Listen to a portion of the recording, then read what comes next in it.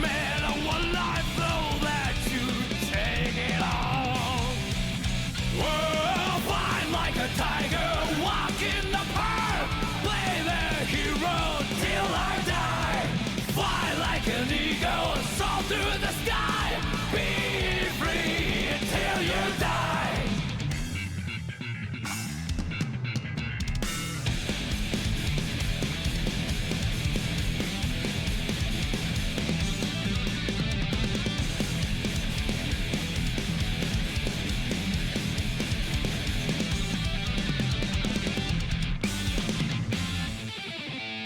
I don't believe in any miracles. I risk a loss any day. Gambling's only for fools. Take nothing for granted. If you don't seize the chance, it's over for you. Life never goes the way you want. That's how it is. No matter what happens, face it all head on. Whoa, fight like a tiger, walk in the park, play the hero till I die. Fly like an eagle, soar through the sky, be free till you die.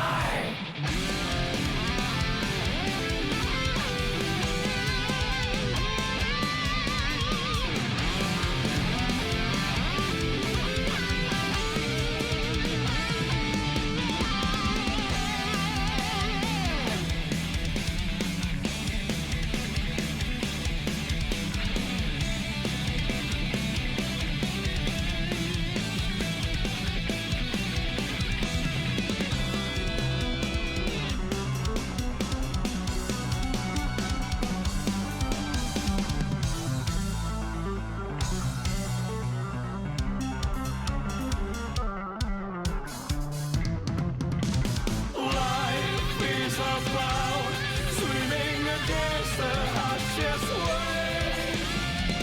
The moment you give in, you'll get wiped out. Oh, fight like a tiger, walk in the park, play the hero till I die.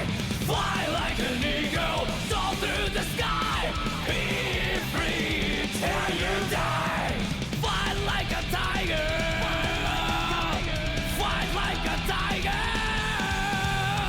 fly like an eagle, soar through the sky, be free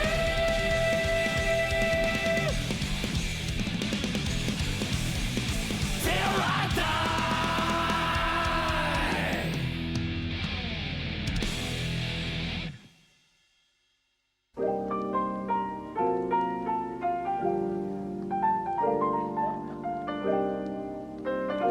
Hello, Kalu Kalay. How are we doing today? Let me just cough up a fucking lung. Hello, it is I, Notepad Anon, man who writes games for fun. So, we're doing stuff today, and that stuff is, well, combat. Yes, we're doing combat today. Not to say that I didn't do anything in between. I did quite a bit as usual. Because I hate myself. That's the real answer. The big things that I ended up doing was dungeoneering. Dungeoneering pretty much has two options. You can go for a very strict option with dungeon turns and things like that. Alternatively, you can go for a more abstracted dungeon where everything is kind of broken down into zones. We have random encounters for everything. That's kind of the idea of random encounters. And, you know, kind of talk about frequency of encounters. Random does not mean bad. As well as things such as rest and recovery. What does a long rest look like? What does a short rest look like? And here is a very tiny girl with a very large man. I thought that was funny. So, yeah, that's kind of the main thing that happened there. Did fix some things up here a smidge. Just kind of little edits, little changes more than anything. Change how carrying capacity technically works a little bit, just to fix that up. Most of these are still a little bit janky, but hey, it worked. But, generally speaking, we are making progress. We are making a good deal of progress. Today is just combat day, and combat day always takes time. Takes a lot of time, in fact, because combat is pain. So, the basic idea of combat is kind of there's two current ideas for combat. Either A, we do slot initiative, or B, we do strike ranks. I am leaning towards strike ranks. Now, strike ranks are going to be a little bit funky wonky, because funky wonky is what I do best. Now, oh god.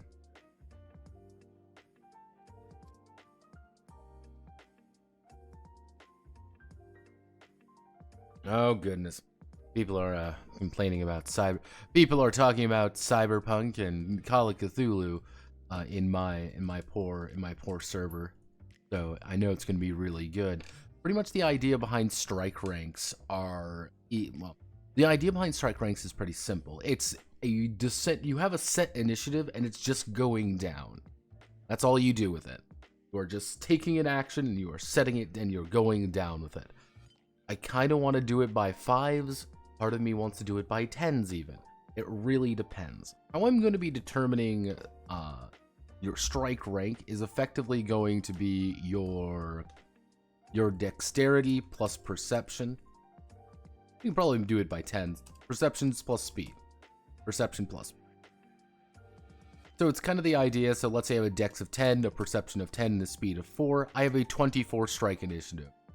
On a very basic way, every round I would act on 24, 14, and 4.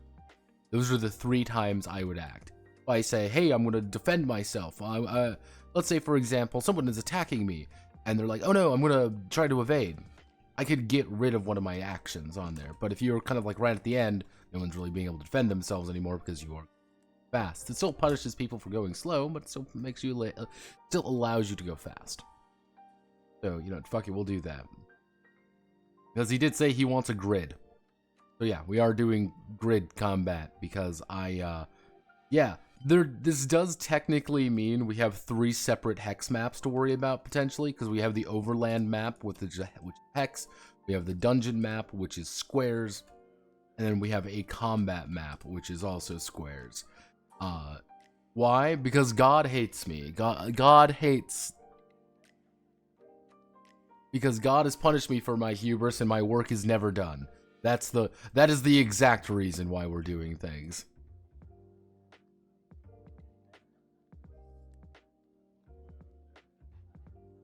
People are talking about goddamn Call of Cthulhu. Ugh.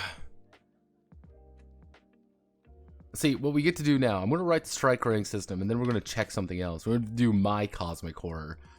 Because I can do that here. So strike ranks.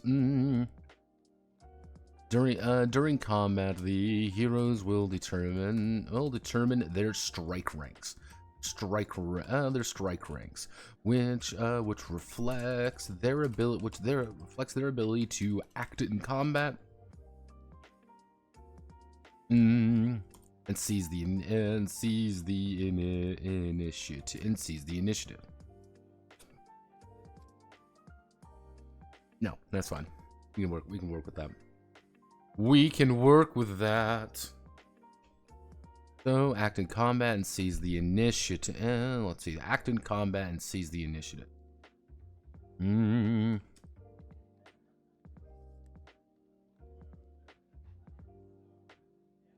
Strike ranks operate. Strike ranks work in a descent. Strike ranks to determine a hero's strike ranks. Strike ranks, they will add their dexterity, plus perception, plus speed together. They will add their dexterity plus perception plus speed together. From there, they will acting in a descending order. They will be able to take actions to defeat their enemies. And complete objectives. However, there is Strike ranks. Actually, strike ranks. That is that factor that complete objectives. Each round of combat, a summation of every character of every actor's actions. A summation of every action by both heroes and enemies. Let's see. Each round of combat, a summation of every action by heroes and enemies. Do not. Fucking hell. How do I want to word this?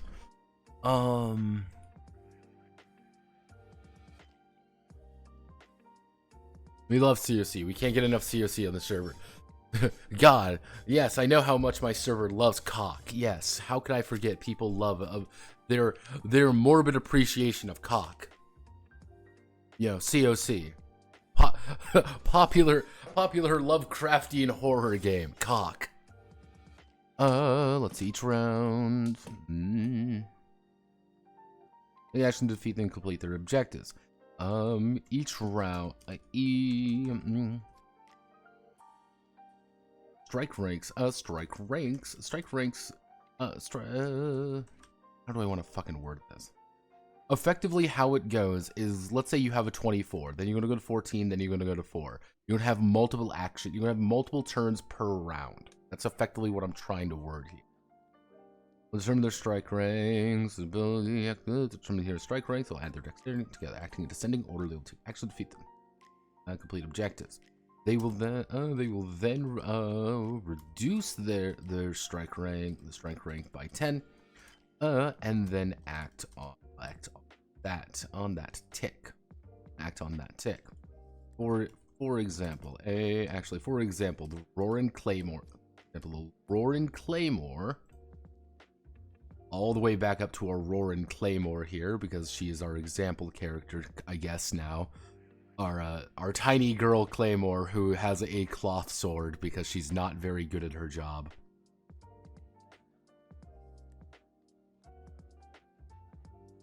Which I really should give her a little bit more to flesh her out a little bit.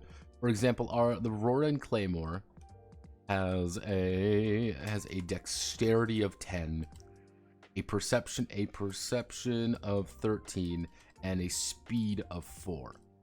In total, she has a strike rank. Of 27. She will take an action on 27, 17, and 7. And set. I should probably reword this. That doesn't sound very. Let's see. She will take an action on 27, 17, and 7. Then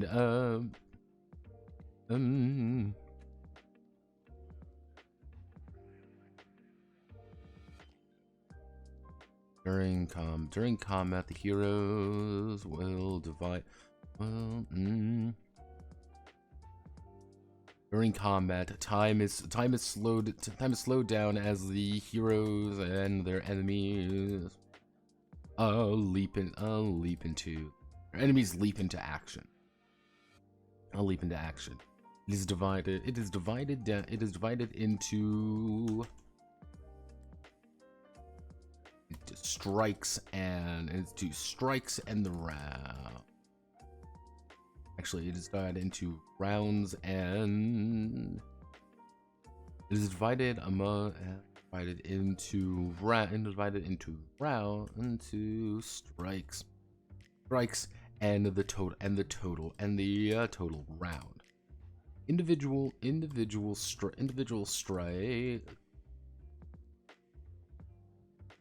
are actions taken by the heroes or enemies to complete objectives or skewer their enemies and skewer their foes. The round is the summation of all the strikes in the round. This is a terrible way of fucking work. The round is summation of all the strikes of each of the actors. Turns and is divided into turns of the round. Individual turns or actions taken by. Turns are taken by summation of all of the turns of each of the round. Cap.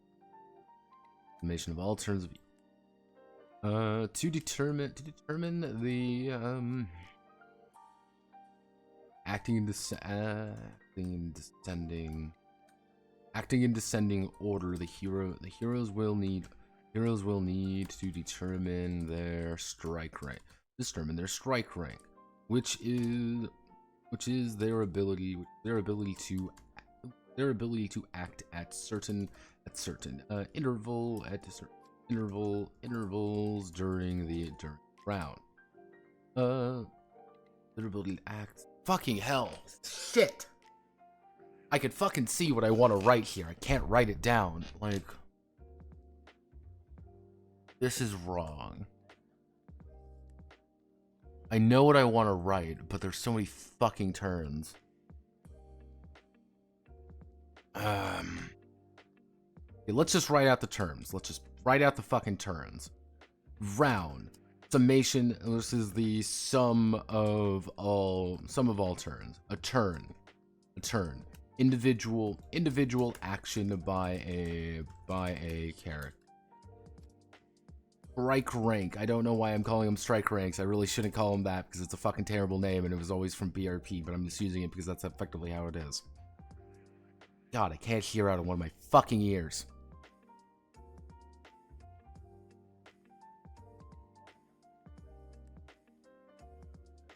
Ugh. Are you winning, son? No.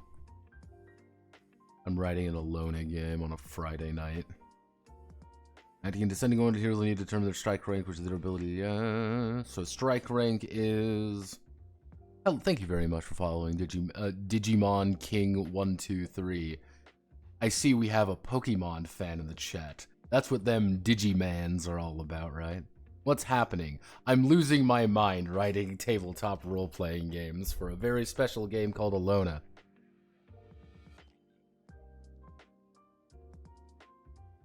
You dare. I do dare. I even got paid for it. That's the worst part. Someone actually paid me money to write this. Or anything, really. Yeah. Yeah, the Rorin, she rolled really poorly on all of her stats. She is pretty dog shit at her job. She is not a good Claymore. How much? I got paid $80 for this, but that was because he is a patron. So I got it reduced, so he got a 50% discount on it. So let's see. Strike rank. How do I want to fuck? I mean, if we call it tick. Yeah, I don't get paid that much money. This ain't official. If I accepted too much money, I could get sued, and I don't want to get sued.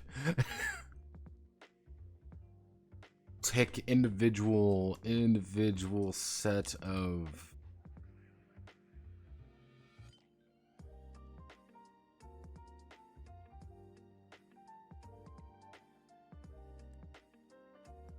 Because pretty much how it would be is she has I'm calling it currently a strike rank of 27. She will act on 27, 17, and 7. She will act on those ticks as it descends from there.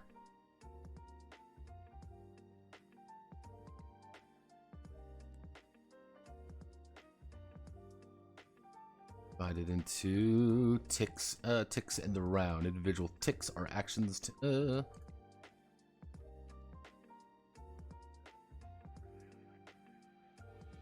Their strike. From the strike range, which is their ability to act at certain ticks.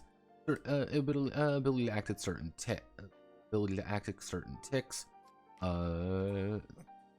We are going to post the strike rank. Strike rank equal. It's going to be It's going to be dexterity. Actually, we don't even need to. We just need to do dexterity. If I can fucking spell dexterity plus perception. Perception plus speed. Acting certain ticks.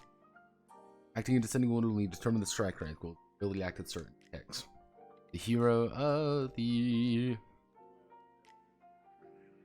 will act on the tick they have chosen, on the tick equal to their strike rank. Then reduce the value by 10. Then reduce the value by 10 for their second instance of the tick of the tick. Then another another tick. If they have more than 10 strike ranks left. 10 more than 10 strike ranks left, they will reduce it again by 10 to determine another tick of action. Then we're going to do an example. Roar and Claymore.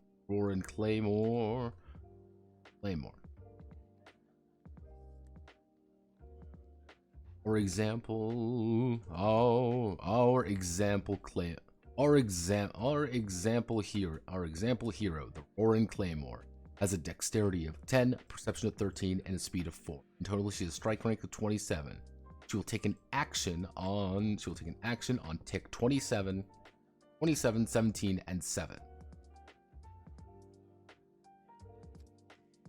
Tick-tock on the clock. It's a Joji reference.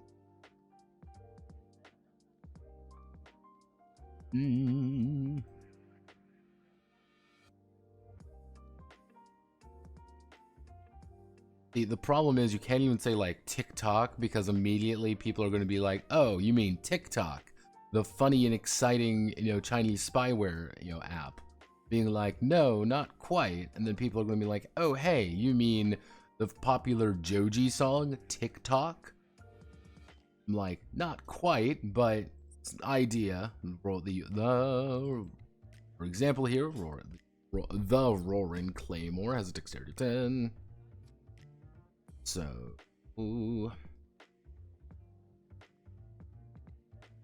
this is what you're going to actually determine your strike rank, and then you're going to be acting on. This is a really terrible way of wording. This is god awful. I fucking hate it. So, that is effectively how initiative works. That you literally just ascend. You will get multiple actions per. What we can do is we can do actually we can do actions. Actions in combat. During battle, the heroes will have a number of options to determine. Let's see. During battle, the heroes will have a number of options to determine it.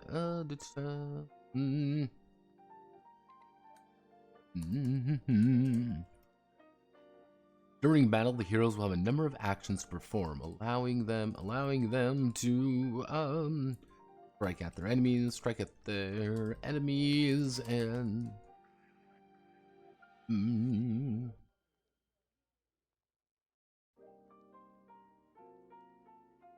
battle. There are two varieties of action. Active and defense. Actually, offensive and defense. Actually, we can do momentum and reactions. Momentum actions. Let's see. Momentum. Actually, we can actually do momentum action. During the hero's tick, they may perform a momentum action. This allows them a momentum action. They will perform any action listed here. Actually, they perform a single action listed. Or a single action listed below. Like they'll perform a momentum action. They will perform a single action listed below and resolve it. Resolve its effects. Resolve the effects. Every momentum action has the option for the hero to move before performing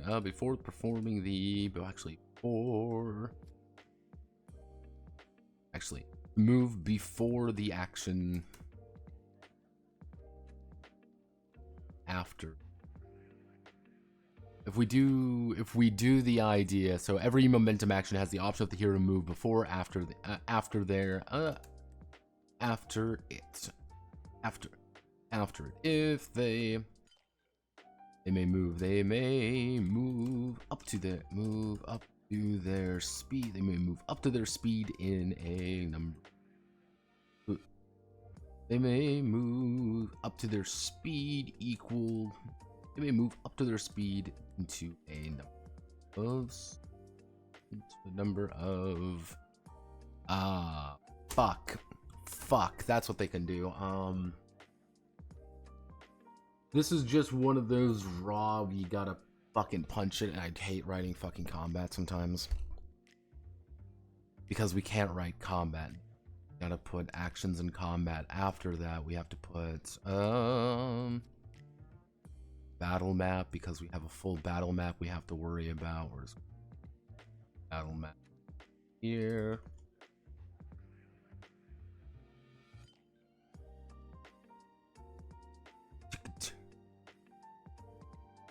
Dude, the tick thing reminds me of Hackmaster Initiative. Fuck, are you sure? Welcome to the Notepad add-on dev experience, where I just say fuck every now and again. I get mad because I can't like immediately just internalize every single thing at once. It's great. So, momentum has the option for the hero to move before or after. If they may move up to their speed. They may.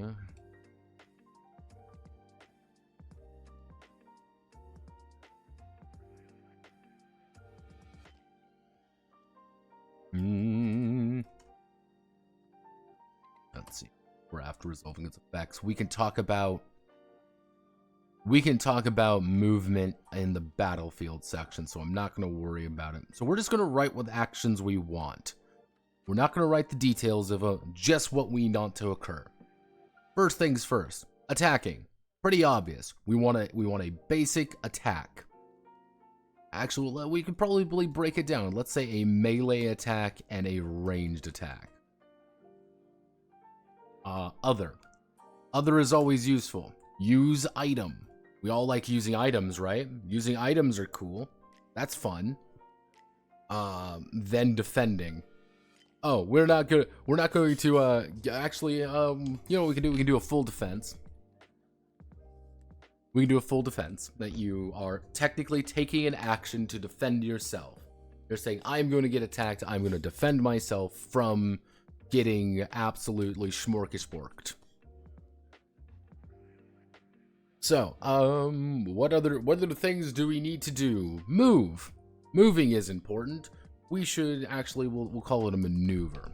Cool, maneuver is fun. Spellcasting.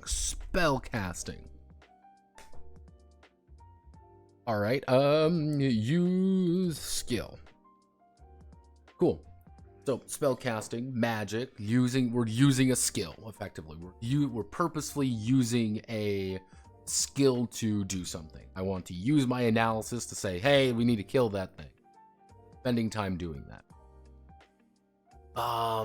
What else am I feeling we need? What else am I feeling? What are we thinking? What's happening in the hood? What are we musing? What's we thinking?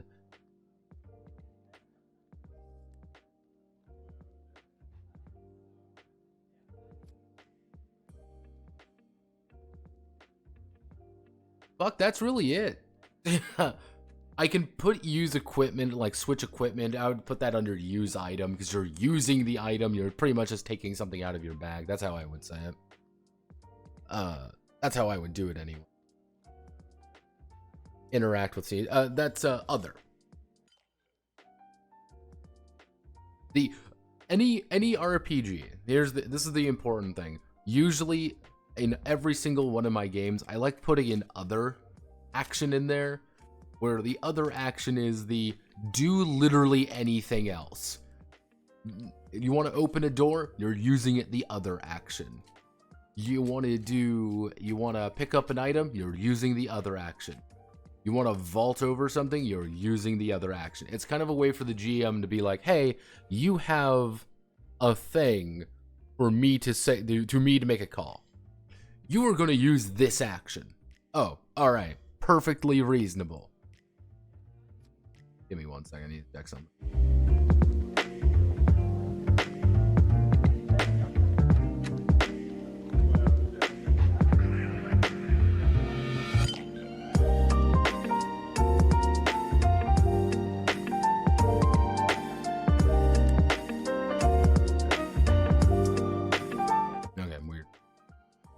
I was noticing something was breaking, and I always have to action pimp slap.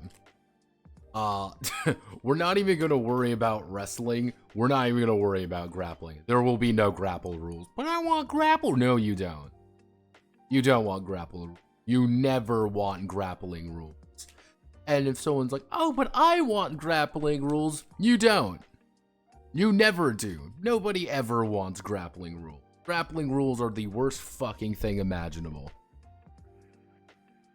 Yes, I'm sure. I'm positive.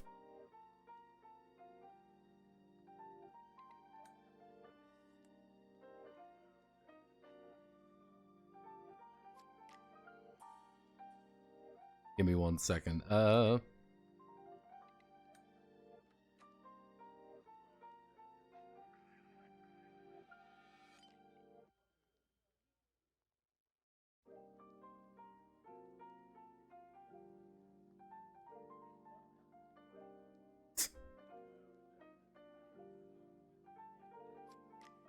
goodness. Let's see. People are posting cringe, and I always have to react to it. Thank you very much for following Thy Sovereign. Thank you very much. 273, we're making it. Is there classes in this? Let me scroll up the 56 pages I've already written. Yes, there are classes. There are too many classes. There are too many skills to be honest with you. These are all of the classes. Yes, you can just be a tourist if you want. You start with a cloth shirt. That's all you do. There are classes. There are various races. Various feats. This is all based off Elona, which is a Japanese roguelike RPG, which is, I guess Japanese roguelike would be quantifying enough, being like, yeah, it's a roguelike. Would you call roguelikes RPGs, though? That's my question. Do you call them RPGs, or do you separate them out to be their own thing? That's my question.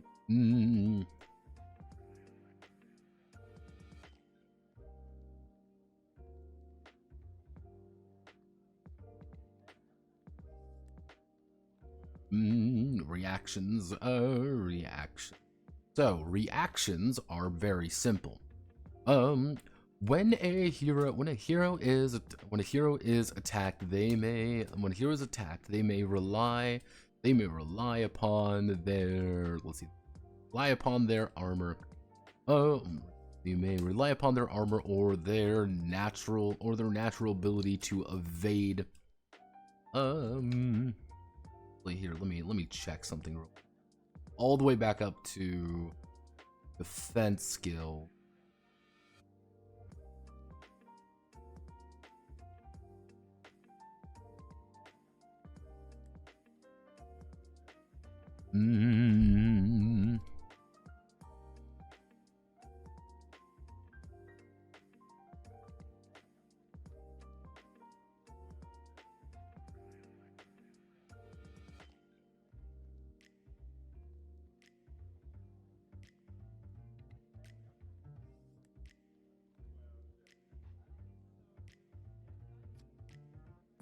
actually, no.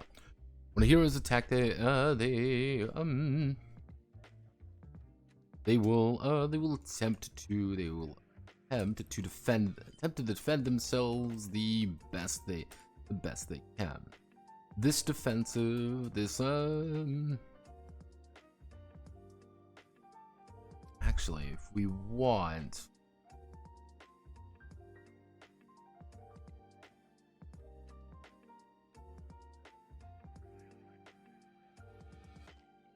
I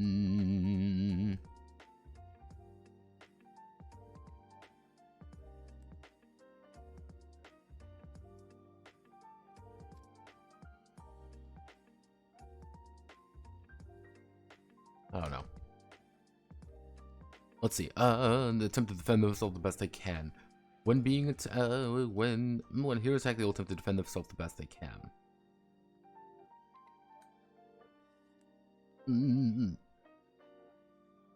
You will use a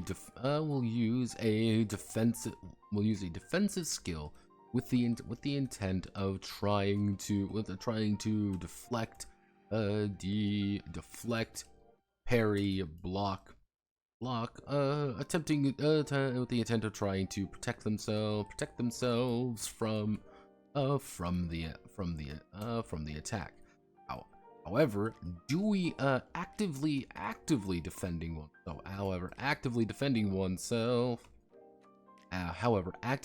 oneself consumes the next strike rate. Consumes the next tick of actions they may have.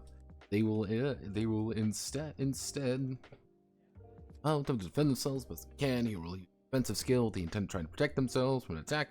However, actively defending oneself consumes the next tick of actions they may have. They may have. So if a hero does not have any additional actions, additional ticks of actions left, they cannot protect them. They cannot actively protect them. So it's kind of like one of those things where hopefully this is a thing that speeds up combat a little bit, because hey, I want to stab you. I am actively going with the intent to, I'm going to stab you in the fucking face with a sword. I'm going to leap forward and stab you. You can choose to rely on the fact that they're going to miss or attempt to actively beat them in a competition. It's an opposed roll versus just them rolling to see if they hit you or not. Part of me wants to add in like a safety net feature, but another part of me doesn't. It's just roll the dice. Do you hit? Do you not? It's very easy to hit if you know what you're doing. But so there's like, hey, you want to actively defend yourself, you're going to have to do this. It's okay, finest work, yeah. I shall play like this, like Far Cry 3. Neato, why don't you use outlines? I do actually use outline. I do have my outline here of everything I needed to do, but you're like, yeah, I'll just do combat basics, and then the combat basics happen, and then you're like, oh no, oh no! I play things off the seat of my pants. Roguelikes are, in my opinion, usually not RPGs, but whatever, the RPG term is so watered down. To an extent, they could be classified as RPGs, but there's too many impertinent things that are roguelike in comparison to an RPG. Roguelikes can be RPGs, they can also be other genres. Elona is certainly a roguelike RPG. I mean, they call Diablo an RPG. I was checking out the website. Did you actually put the side note? Let's see. I was checking out the website. Did you have to put in the side note Eudoxius Lux, the two women thing? Yes, I damn well did. Half of Eudoxius Lux, because the story with Eudoxius Lux is a little bit funny, because it originally started as kind of a long-standing like query of like, how do you create an ERP game? That's the question I asked myself. How do you create an ERP game? A game purposefully designed for that in mind. This was a young and naive Notepad who didn't understand the horrors of the world quite yet. And so I actually went inquiring, and it was funny. Among the ERP servers I visited, the big thing I noticed was that it's not about that. It is never about the sexy time. That is a completely like secondary thing.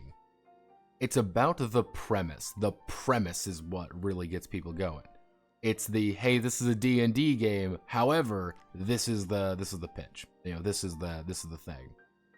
So I thought about it for a bit, and I'm like, hey, wait a second. Me with my giga brain going here.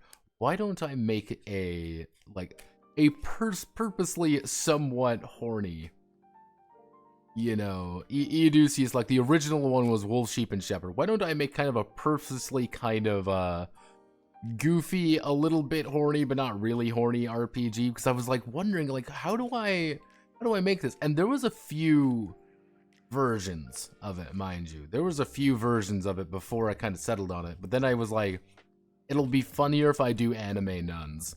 So I did anime nuns because that's half the joke. And then it kind of... Euducius Lux is actually the second edition of the original concept. Where I kind of doubled down on a lot of things. So that's why it's like, yeah, it's technically fine if it's two women. I'm technically fine.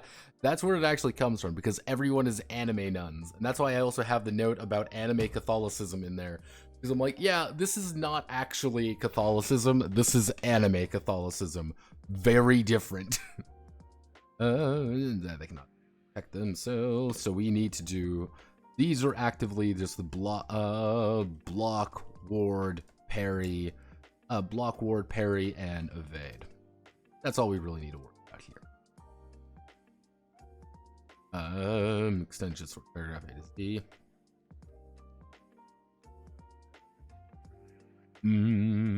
Actually, we want to do attack melee, attack range.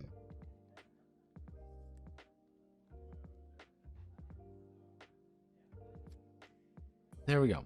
This is effectively all we need to do. So we're going to now write about the battle map.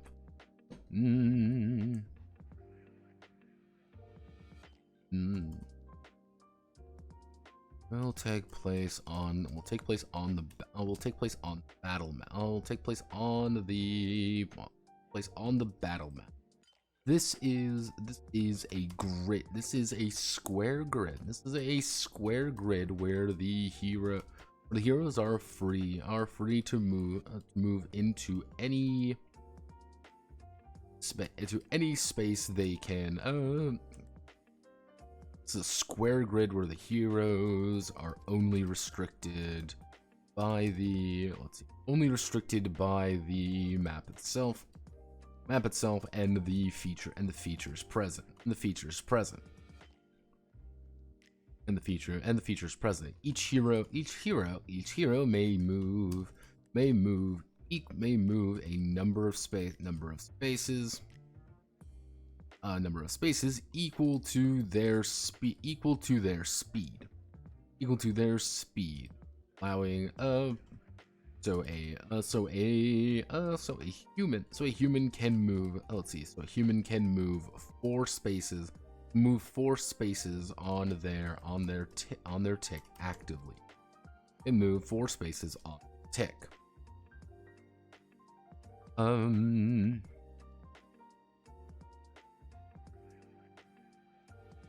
Yeah, this is really all I need.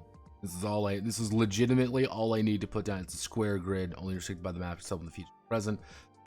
If the heroes are blocked by line of sight, any ranged attacks are impossible against them, but it's never that fucking simple, is it?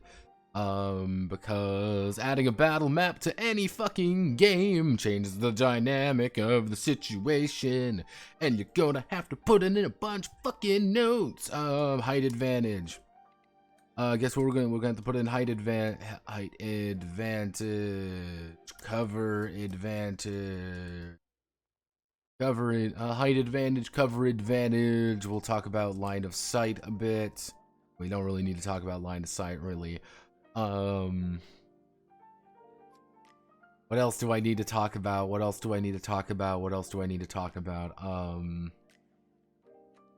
difficult space notes. Fuck. God, I hate battle maps. Ugh. The annoying thing about battle maps, and I'll explain this to people now.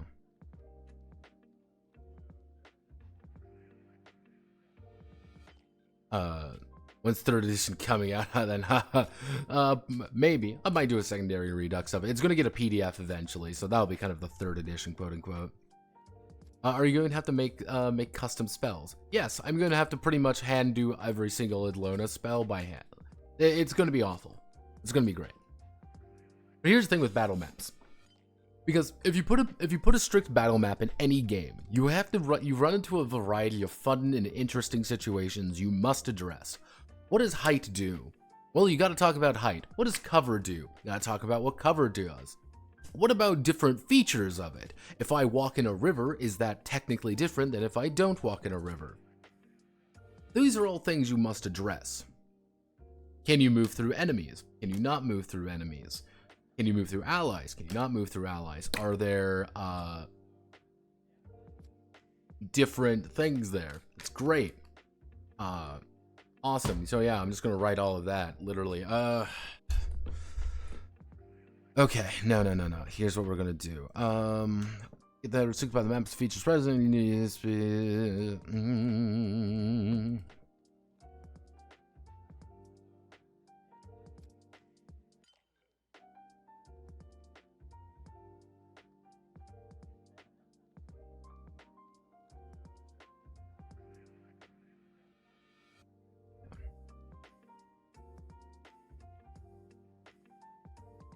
I don't even have any. Make sure you make a broken spell combo. Legitimately, I'm like, one of the things I'm worried about is because in Elona there's a lot of broke ass spells because it's a single player role playing game that's designed to be broken over your fucking kneecap. But it's also, hey, I cast a spell and I don't have enough mana, I explode. If you combo optimize, do bullshit like that, you can pretty much break the game. So I have to make a system that isn't actually possible, because in lore, that doesn't happen. That's the joke. Because Elona and the Elona lore are completely separate things. It's amazing. I'm gonna grab something to drink, because my throat's killing me.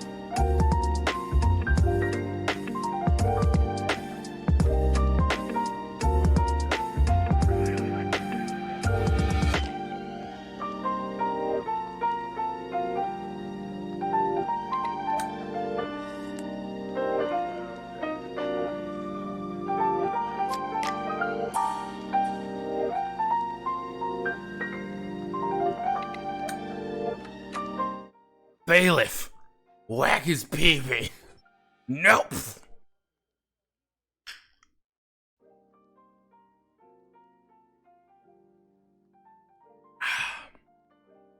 Delicious Koveffi. Oh no, my throat hurts. What should I drink? Coffee. I've lost all sense of right or wrong. So, height and cover. If a hero has a height, what? Hell yeah, Koveffi. Height. When a hero has the height advantage, they will have fortune by the amount of height. By the amount of height in 5. We're actually, fuck it, we're gonna do 5 foot squares because we just have to do I have to make a call that these are gonna be 5 foot squares now. This is a square grid composed of 5 foot squares. 5-foot squares where the heroes are only restricted by the map itself and the features present. High amount in 5-foot increments. They will have a fortune to attacks. Fortune to attacks by the amount of height in 5-foot increments. This means that at most melee combatants can only have one fortune with height advantage. With this kind of advantage. However, rangers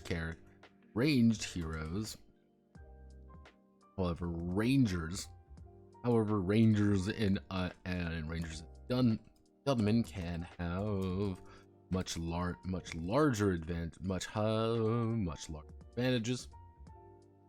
larger advantages with their superior range.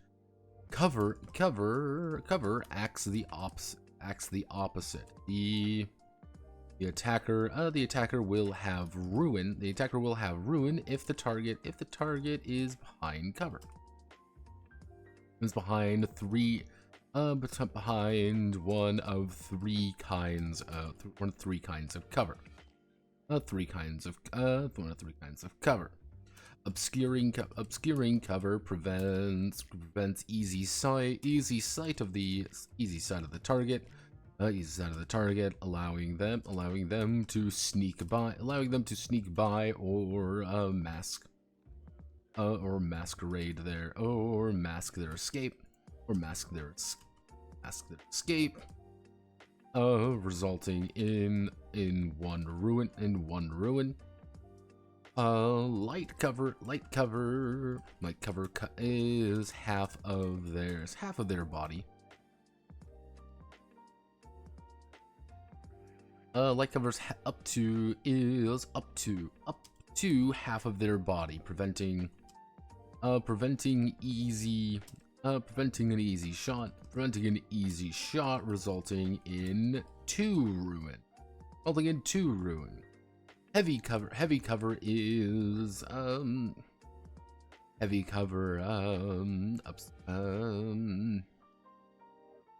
blocks up to 75% of the target, making resulting in 3 possible ruin. To any attacks. For those who don't know, ruin in this game is a -10. So technically, hey, you're in heavy cover, you have a -30 to hit him. This is a D100 game, so even if you're really good at doing it, there's a chance you're going to fail pretty catastrophically. Finally, total cover.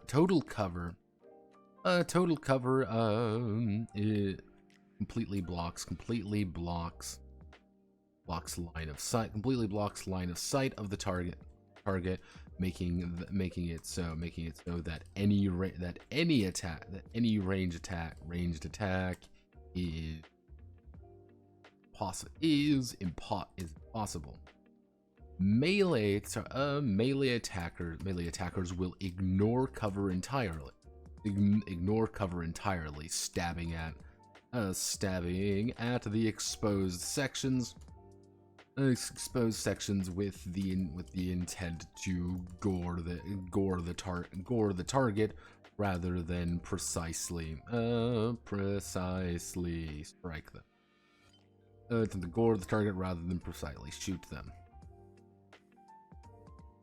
Yeah, it's kind of the idea of like, hey, I have advantage to do something. This is really handy, and because I have the ability to do this, one of the things is, if you're a ranger, get up, get higher. If you are higher than your enemy, you are doing better. You're usually going to present yourself a lot more, but hey, that's something you have to deal with. Actually,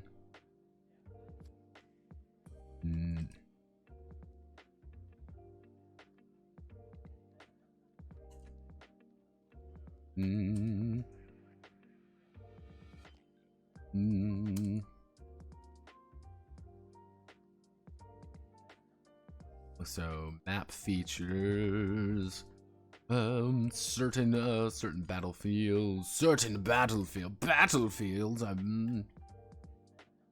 Let's see. Got it. What? Hell yeah! I have the high ground, but I can't reach.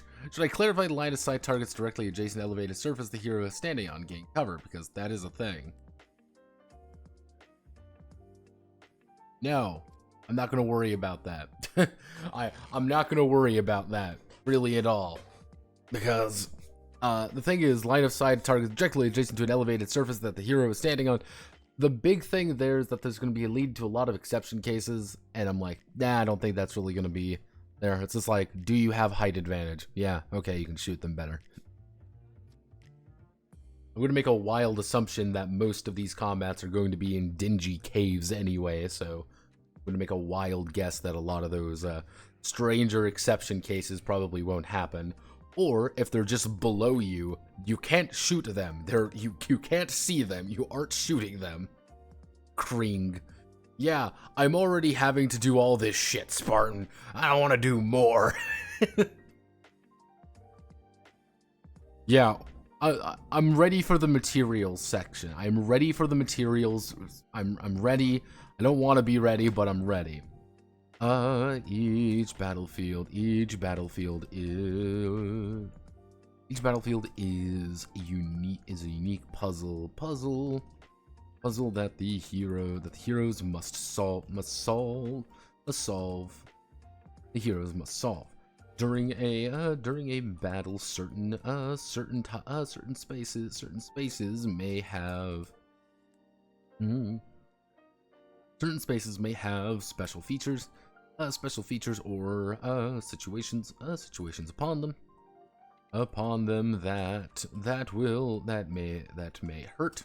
that may hurt them or hinder their movement during battle. During battle, managing these various features and possibly trapping enemies inside of them. Inside of them may be the key to victory. So,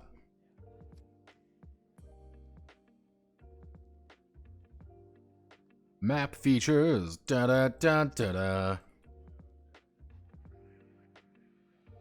So we table. We're going to do four nice little examples. How about that? I like examples. We're going to have very basic, which is going to be hindering terrain, which is going to be hindering, damaging, void, surging. These are kind of our very basic features that we're not really going to think too much about it. If a character stands in a hindering tile, their movement ends immediately. Damaging. If a character moves on top of the space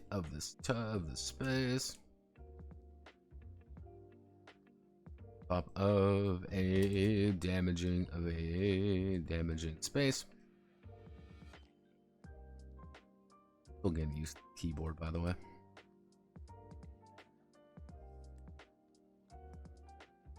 Characters moves on top of a damaging space. 1d.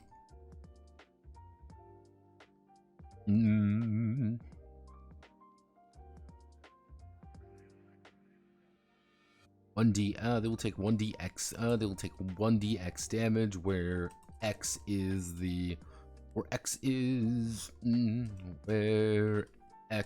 determined by the DM. If they end a tick in the space, they will take 2dx damage. I'm not being very precise about this simply because I could just as easily say you take 2d4 damage, just as much as saying you take 2d44 damage, because fucking Elona math is like that. Hey, how are things going? Pretty good. We're powering through. Void, there is nothing here. There is nothing there. If a character stands atop is forced into a void tile.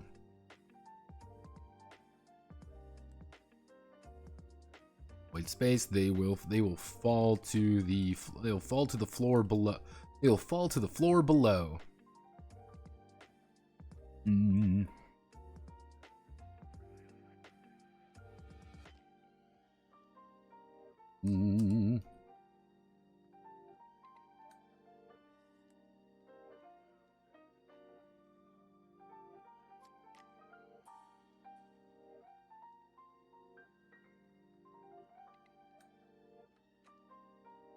It'll take a level D10 damage.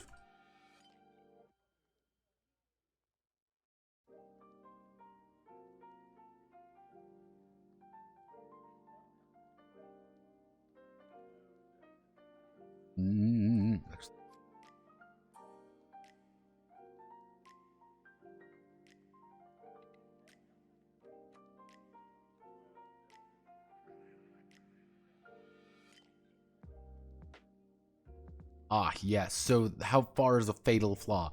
Have a fatal flaws have between 0 to 20 feet. So we're just gonna say,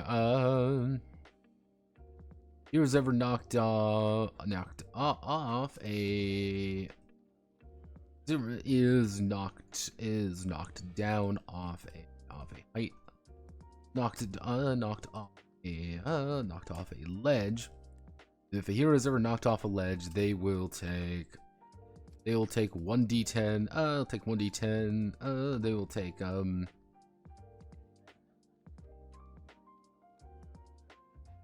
how do I want to do the math here? Not d10 every foot, because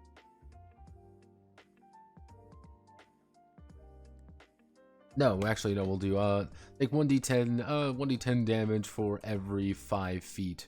For every 5 feet they fell. For every 5 feet they fell.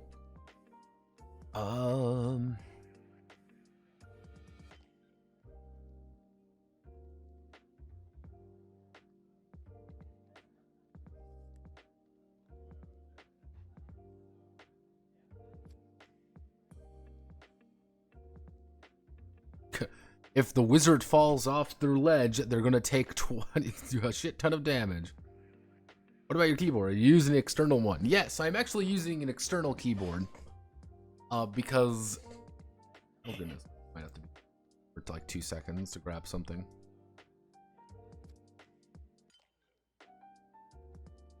Oh gee. But effectively, what I need to do to fix my computer to get it back to relative normalcy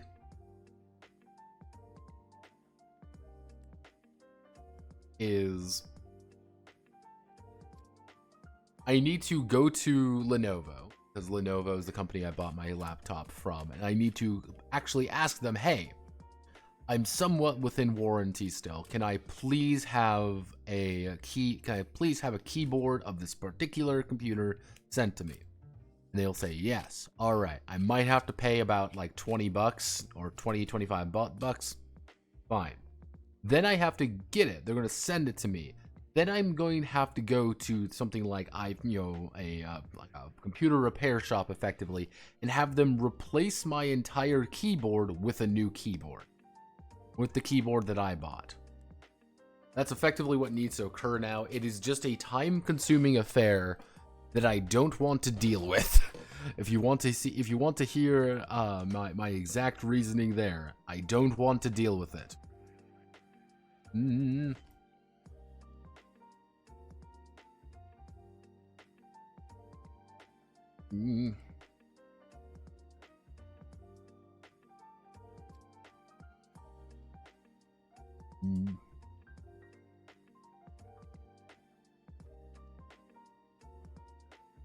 Because I want to get stuff done at least, and my mom's been... It's funny, because my mom's been like, oh, you just order it now. Just do it now. Just do it now. I'm like, I am literally doing things. Please. Give me a moment. After not having, like, access to, like, basic work for, like, a week and a half, I am very far behind. I am very far behind on many, many, many things. So, yeah, I'm not too pumped and excited. Didn't know that you did, but there. Don't know what you did there, but there. Oh, it does nothing except make me feel sad. The good old surrender to oblivion. Digimon King, I don't know how invested you are in the tabletop gaming sphere. But you will quickly know, if you follow along more and more and more, you will quickly learn that this entire rotten industry is on fire half the time. And there's nothing we can do to save it, because God help us all. So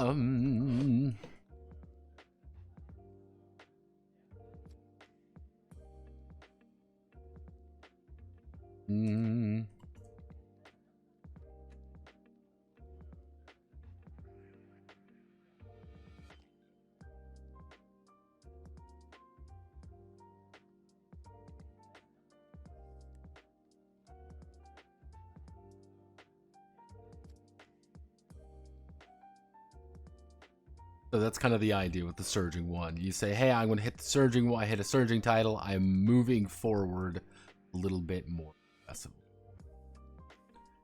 Because the thing is, our beautiful game design industry, our beautiful little tabletop industry is one of misery and pain. And there's nothing good that ever happens here. There's nothing positive that ever occurs. Everything we love is on fire. God help us all.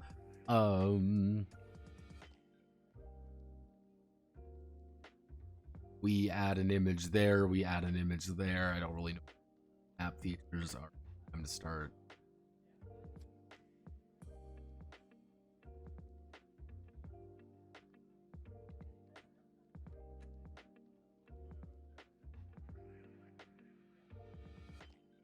A normal dude. What a doomer talk now. I wasn't paying attention. We're always doomer talking. Come on. Come on, it's like you aren't paying attention to our doomer nightmare that we live in a 24/7, nightmare spree. It's great. I love tabletop games so much. Why does everything that happens with them hurt me?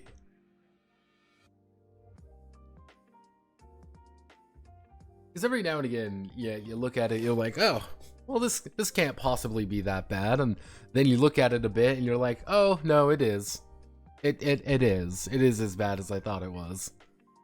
Cool.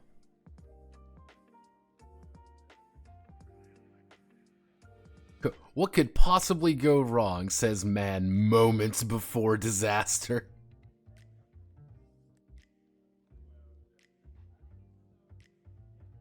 Ow.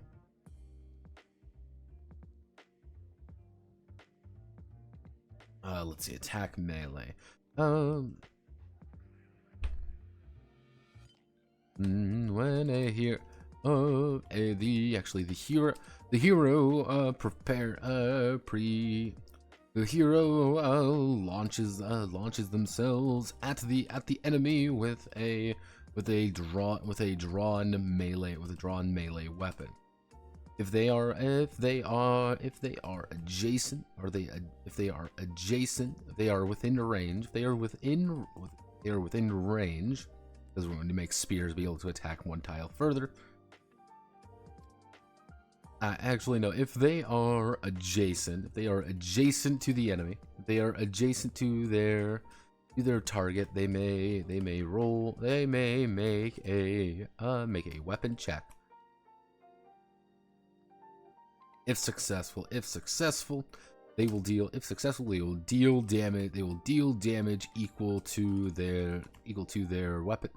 If successful, they will deal damage. If they fail, they will deal no damage as they missed. they will. If they fail, they will miss. They will miss. On a critical success,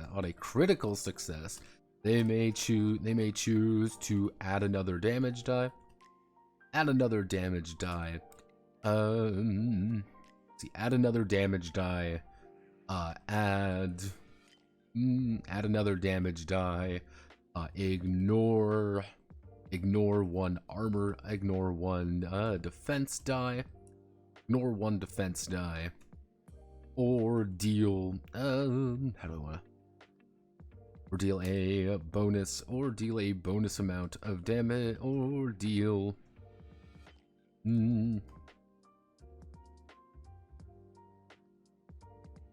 Actually, the critical success, they may choose to add another. They may add another damage die to their attack. Add another damage die to their attack. On a critical failure, they not only they deal no damage. And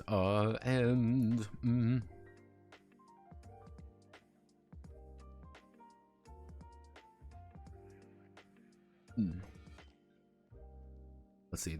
On a critical failure, they deal no damage and cannot attack again and cannot actually.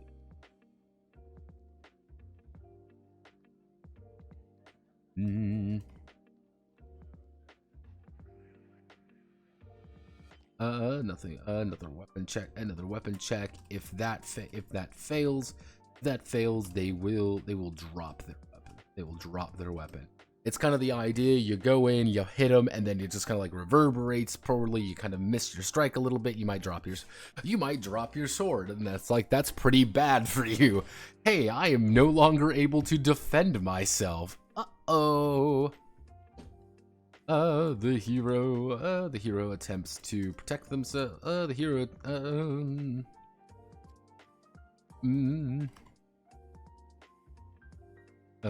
an enemy within range. They will make a weapon. If they will make a weapon check. If they will make a weapon check. And if they are successful, they will deal damage equal to the weapon and ammunition type. If they fail, they will miss. On a critical success, they may add another damage die to their attack, or double the value of their ammunition type, or double the value of the ammunition type. So it's kind of like if you have an ammunition type that's +5, you can make it a +10.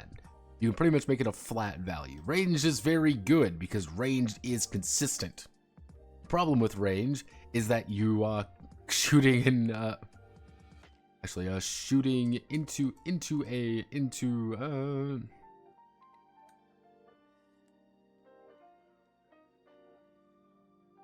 actually I should say on a critical failure, they miss and must spend their next action reloading or restringing, or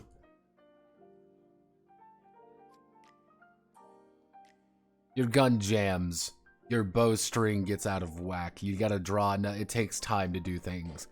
That's your reloading thing. If you roll a critical failure, then you're gonna reload. What I should do,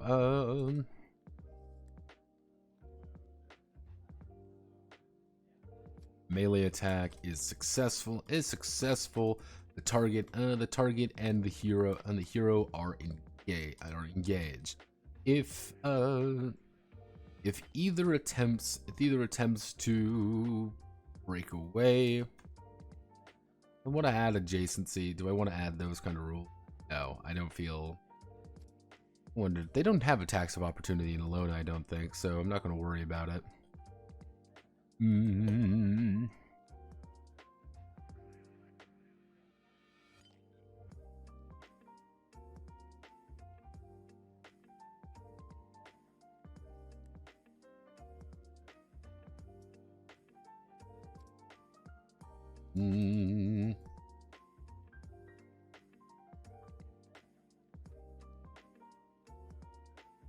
If the ally is adjacent to the enemy and between the hero and their target, it counts as heavy cover.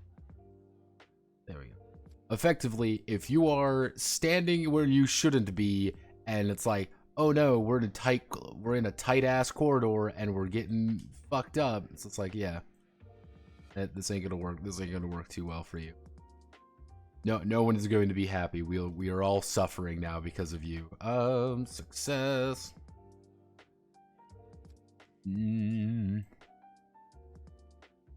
Full cover.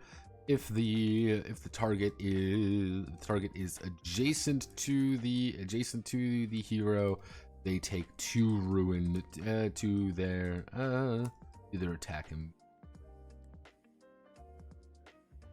If someone is standing right in front of you and you attempt to shoot them, they're going to be able to kind of like move out of the way a little bit. That's kind of the idea. It's like, yeah, you're not in the best spot. Range is a lot more effective, but there's a lot more things that can go wrong with being right. Hero focuses on a full active defense for their action. The next time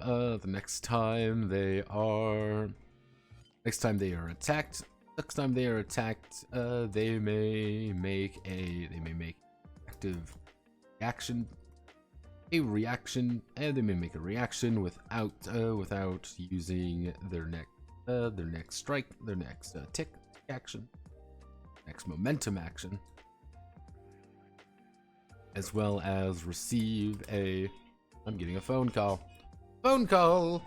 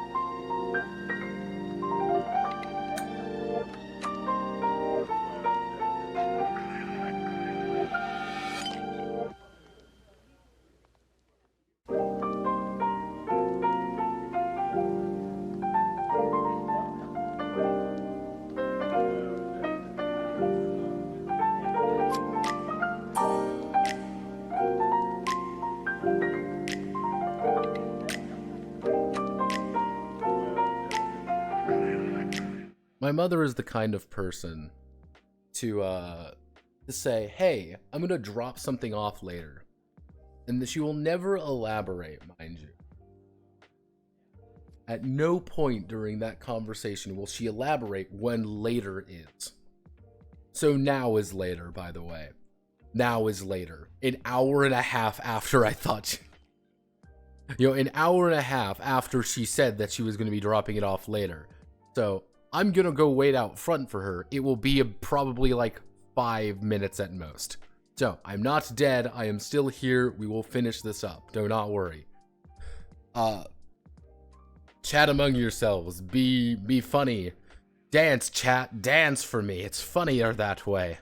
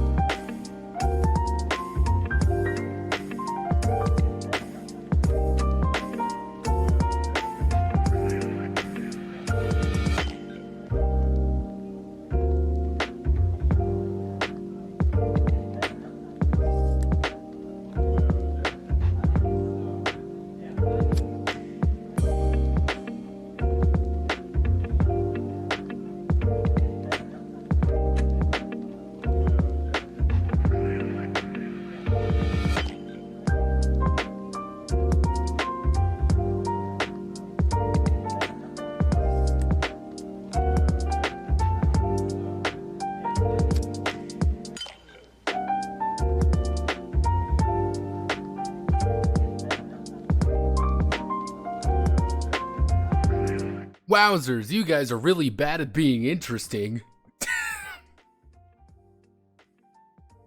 Love my mom. She just loves dropping things off randomly, though. It's great.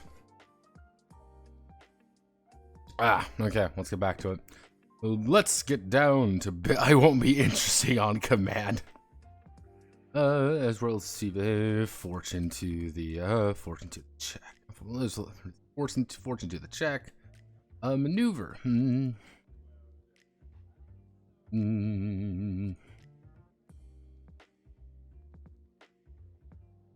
Moves up to the speed.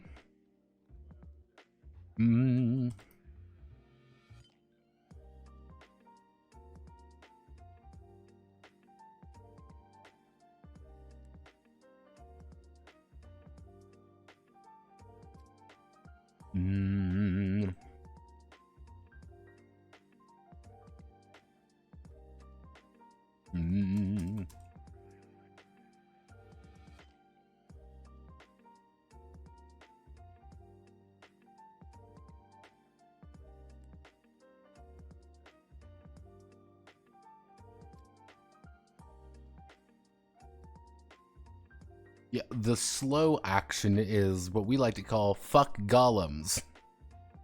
Add to the base move machine. The fuck golems maneuver. Because golems can't have nice things.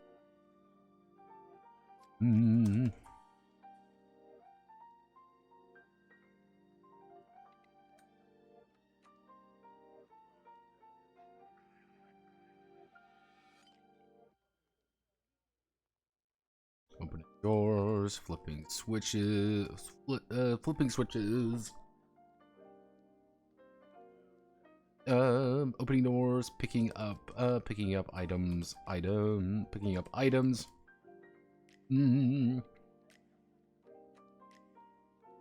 Cutting a rope in a dramatic moment. In a dramatic moment when the heroes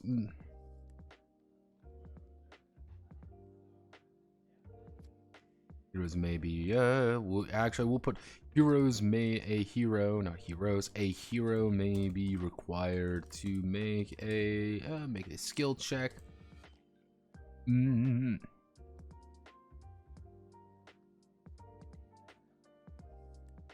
Spell casting. The hero.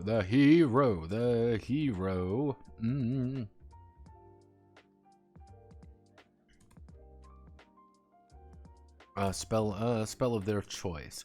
Begins casting a spell of their choice, removing the amount of MP that is required of them. Remove that is required. The casting skill. They will then make a casting skill check. A difficulty with a difficulty equal to the range.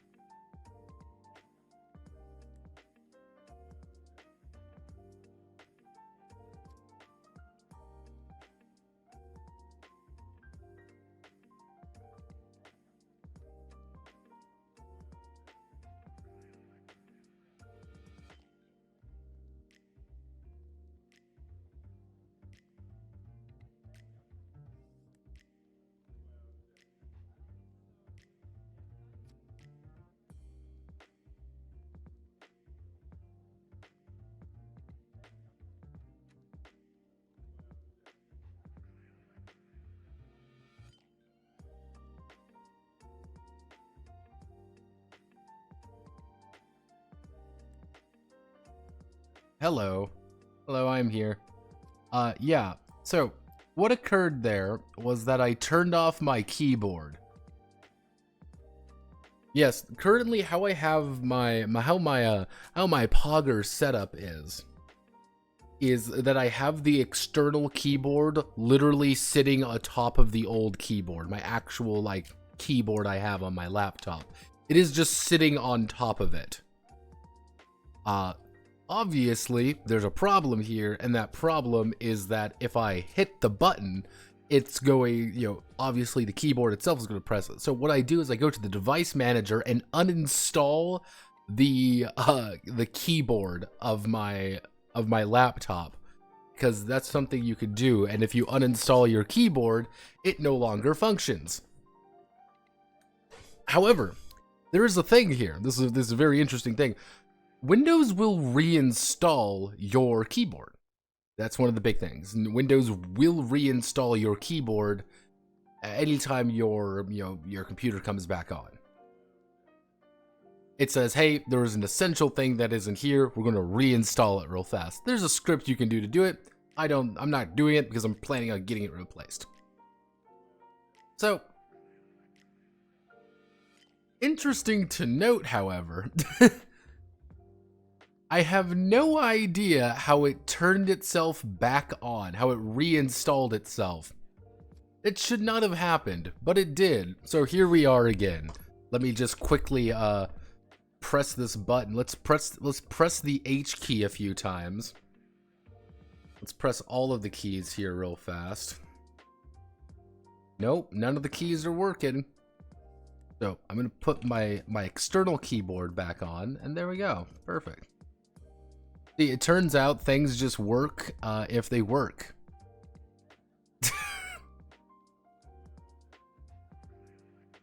Things work when they work. Students casting a spell of their choice to remove the amount of MP that is required. They will be make a casting skill check with a difficulty equal to the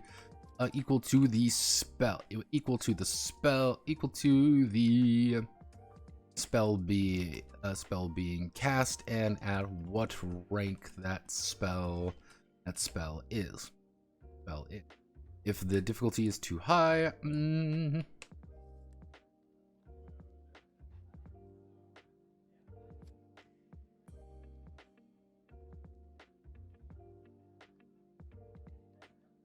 I know fundamentally speaking, I'm going to have to rewrite how fucking math works entirely, which is going to be tomorrow, which is going to be on Monday. Then make a casting skill check with a difficulty equal to the spell being cast and what rank the spell is. Actually, with the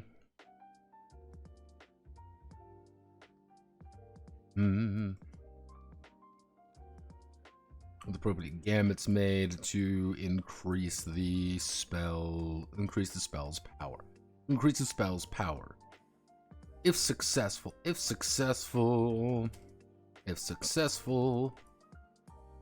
the hero if the spell is fired off and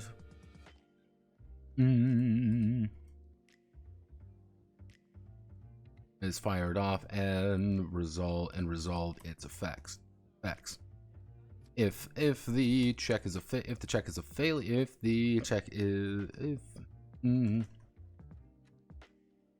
if it fails, the spell fizzles. The spell fizzles in their hands. Now, on a critical success, they will increase the amount of the hero increases the spell level before resolving the effect. On a critical failure, a mana leak occurs. Resulting in them using double the amount of MP. Double the amount of MP.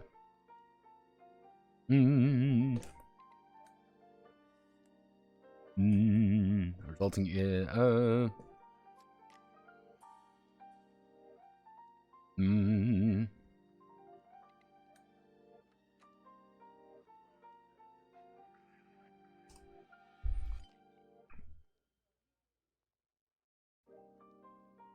Fade away. I'm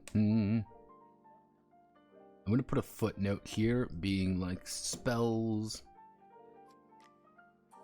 MP is immediately. MP is spent first, and then the here, and then this, and then this spell will be checked. If the caster dies violently. Caster dies violently from mana, from a lack of mana,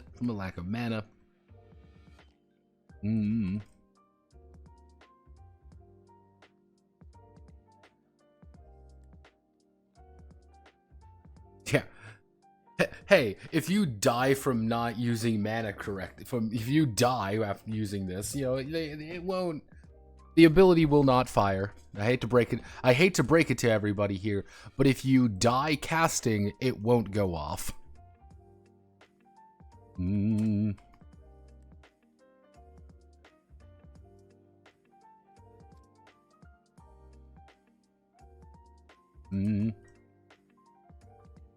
Let's see. Hero uses an item from their belt. Let's see.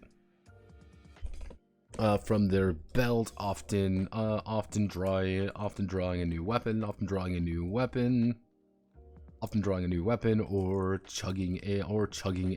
quaffing. Well, I'll use the word quaffing a potion quickly. Quaffing a potion quickly.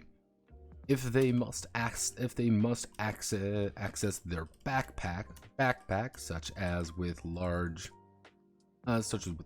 items, they will require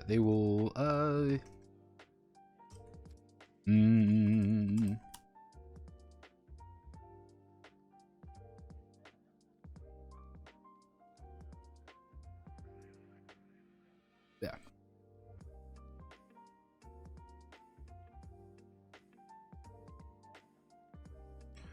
Fade away.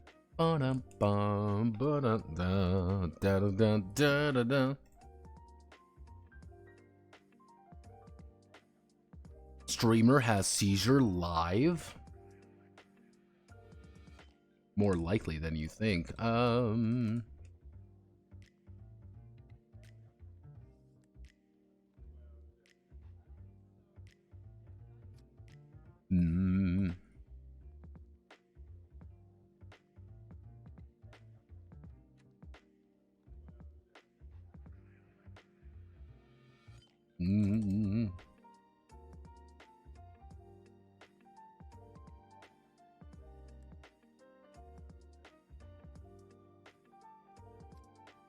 That's all I really need to put. Like, yeah, you just use a situation. Like, you just use a skill. Kind of like, that's the most basic one. You use a skill, you resolve its effects. Not that complicated. Technically, everything. If you want to be really precise, attacking is just attacking, spell casting, and a bunch of other things are just using a skill. That's all it is. So, block. The hero puts up a shield or other object in front of them. With the intent of taking the entire blow on shield instead of their chest.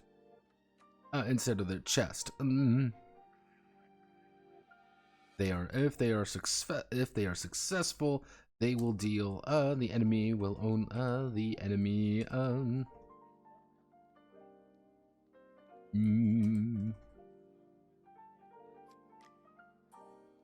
Add their shield defense die to their defense value, to their defense. And it will add their shield defense to their base defense. They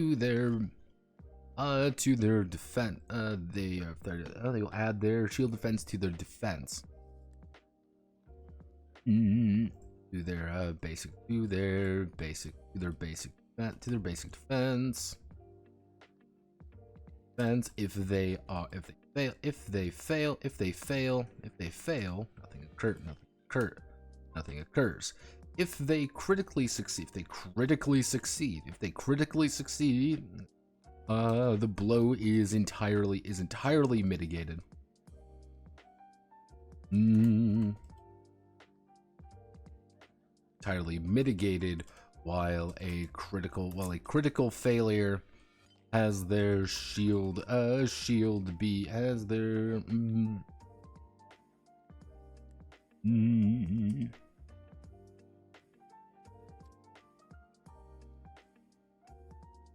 actually no. Blow is entirely mitigated if they critically fail the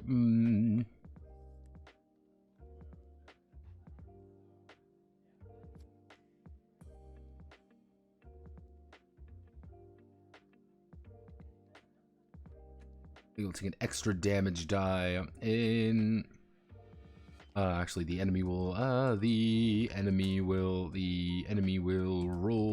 roll in additional damage die against the hero. Want to know what the thinking behind that is like, hey, you fucked up actually protecting yourself. You're getting hit a lot harder than you should. The hero leaping out of the way of the blow. The hero attempts to protect themselves. Let's see. The hero attempts to protect themselves by getting out of the way of an attack. If they are successful, they'll entirely ignore the attack. If they fail, they will be hit immediately. They will be hit by the attack. If they critically succeed, they will be able to move one space of their choice. One space of their choice. If they critically fail, enemy will double their damage die against the hero. So hey, I'm rolling 3d6 damage against you. Oh no, and you're like, I'm gonna try to evade that. Cool, you critically fail. They are now doing 6d6 damage against you.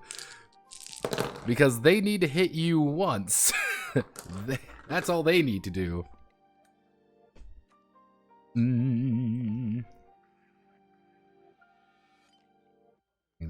Using their own weapon to attempt to turn away a melee attack. The hero attempts a daring parry into a counterattack. Attempts a daring parry. If they are successful, the melee attack fails. The melee attack fails. If they fail, they will be struck by the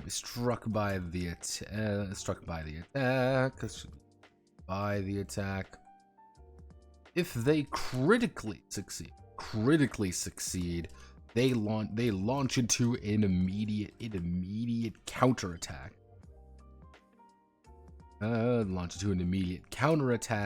Rolling their own melee attack against their aggressor. If they critically fail, the enemy will double their damage die.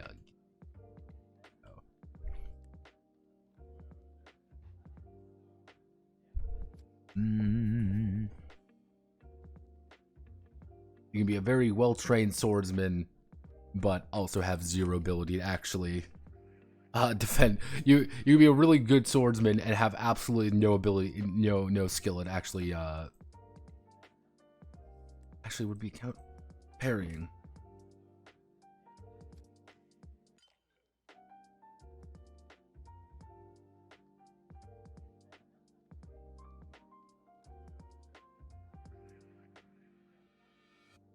I guess it's literally just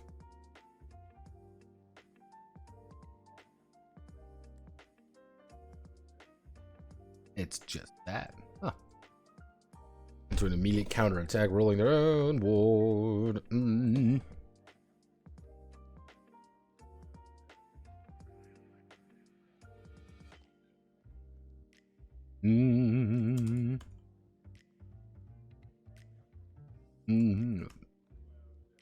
Making arcane blood and sigils prevent magic from affecting the hero. Making they will attempt to absorb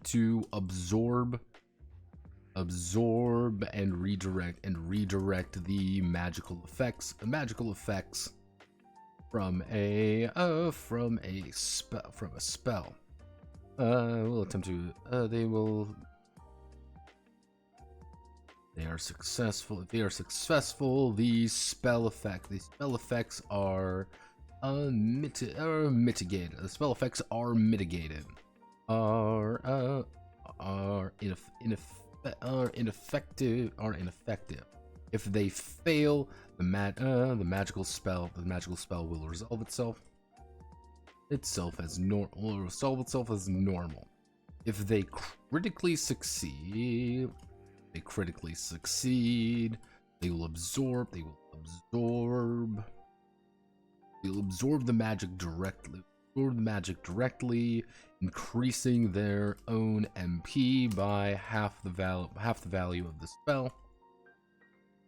If they critically fail,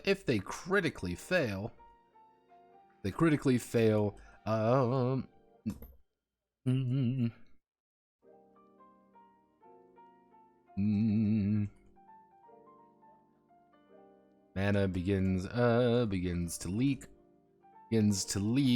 removing MP equal to the spell's level. Could only be like a level 3 spell, but that's 3 MP you don't have anymore. And especially if you are doing something like, hey, I'm attacking their MP directly, that could be 9 health. Or if they're doing like a level 7 spell, that could be upwards of 21 health, if you just don't have MP to begin with.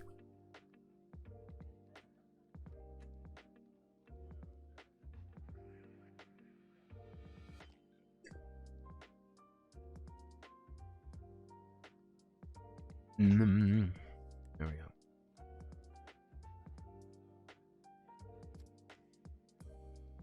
Okay, there we are. You've done that. What we need to do now is we've got all the actions in place. I think we need to talk about resistances.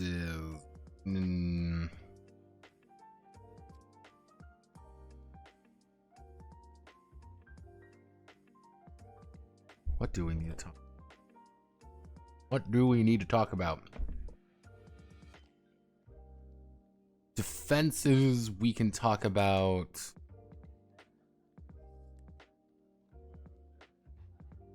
Actually, I know what we'll do. We'll do defense and resistance. While during a battle, the heroes get hurt. Sometimes it's from a stray arrow.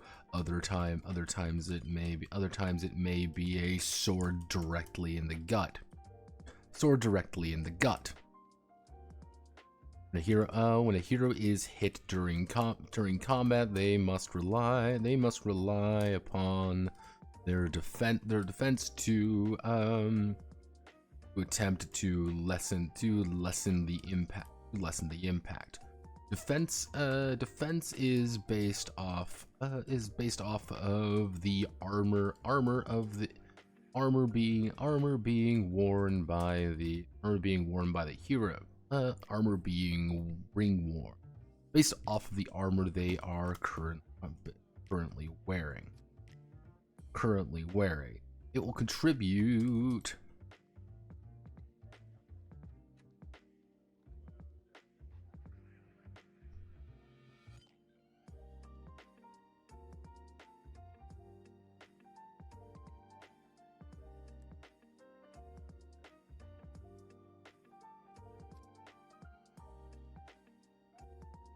let's see. It's based off the armor they are based off the armor they are currently wearing.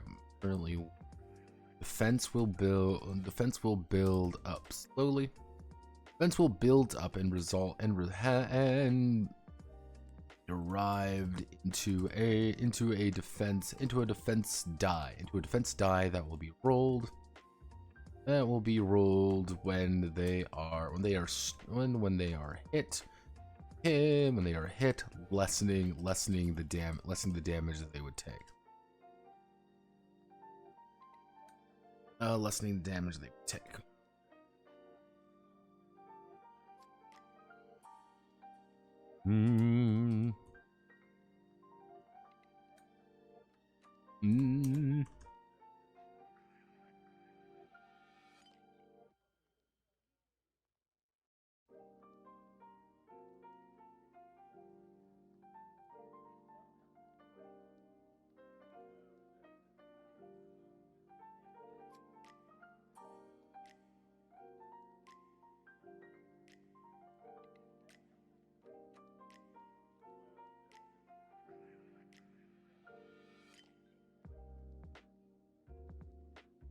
Either attack, called side note,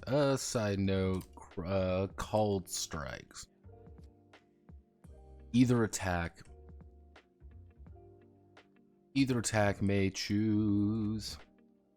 I'm not gonna call it side note. We're just gonna call it called strike. Either attack type may choose to make a called strike. Make a called strike instead of a regular. They choose to make a called strike. When a called strike, this is a gambit. That is focused on attacking a particular part of the enemy that may be exposed to danger. Instead of taking exposed to danger, instead of taking the entire entire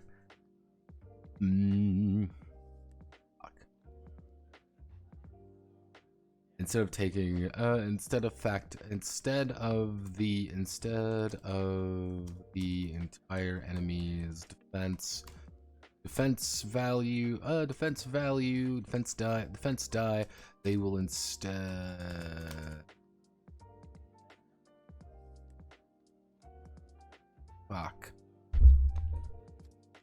I fucking hate Elona. Hate this stupid fucking game and its stupid fucking math. Okay, let's go. Do this. Because the thing is, since it's all directional armor, we're gonna have to do it the way they do it, which is gonna be based on a die, but that feels really... No. Ignore the called strikes, we don't need it. The skin resolve perfect defense, where they take no damage, we're going to the amount.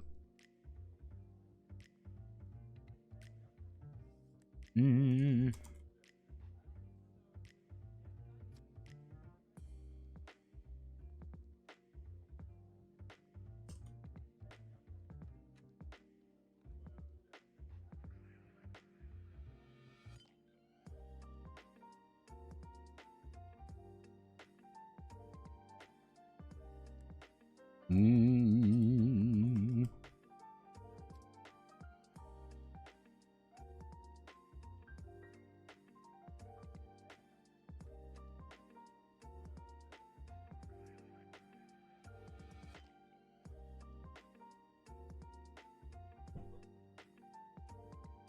It's graded similarly. Let's see. It's graded similarly. It's graded on. It's graded by how resist damage from certain effects. This works similarly to defense, but for less than physical means, such as magic, poison, or mental damage, or mental damage. The resistance is measured by the following chart.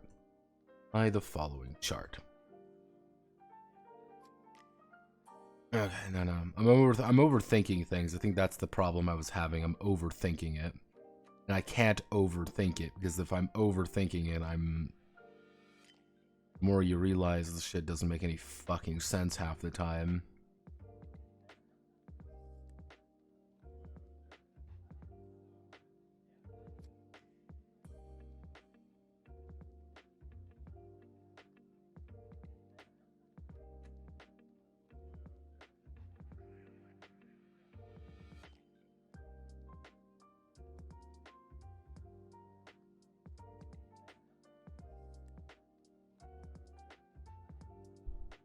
Mm.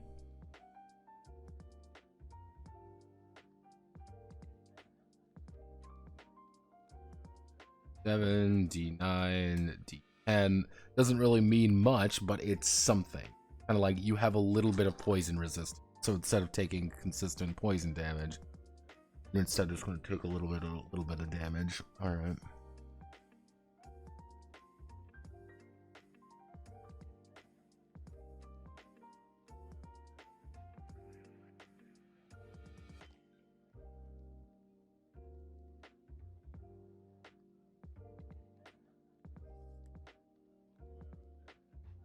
Mm.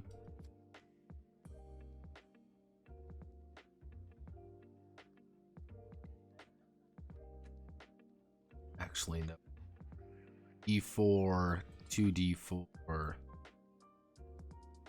2D4. No, that's not how it. I mean, if we do 2D4, we do 2D3, 2D4, 2D5, 2D6, 2D7, 2D8, 2D9. So that's potentially of 18 damage that you can just ignore. So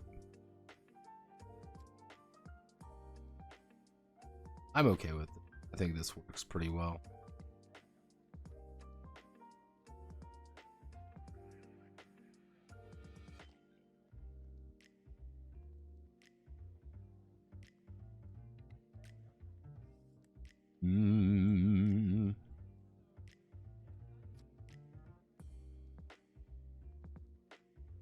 Shrink her down. If we shrink this down pretty far, like here's resistance rating, we can kind of put a giant thing over here. By the this can also the opposite of resistant. The opposite of resistance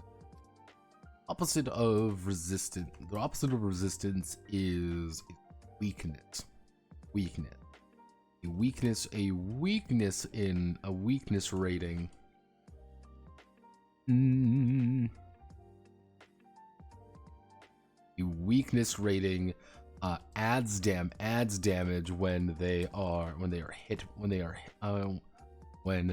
adds damage instead of mitigating it. So what we can do is little weak, slightly weak.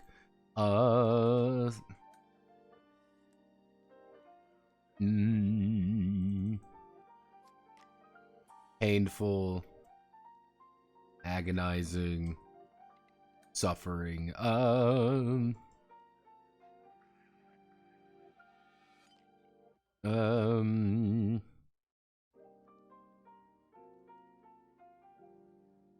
we go. Little, slight, standard, painful, suffering, agonizing, horrifying. And that's just going to be, you're going to be adding, if we do this is going to be plus 2 damage.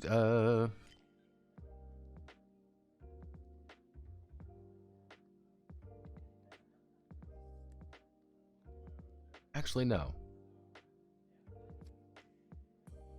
Keep it the exact same. I'm okay with making this the exact same for just the meme's sake. So if you are weak to something,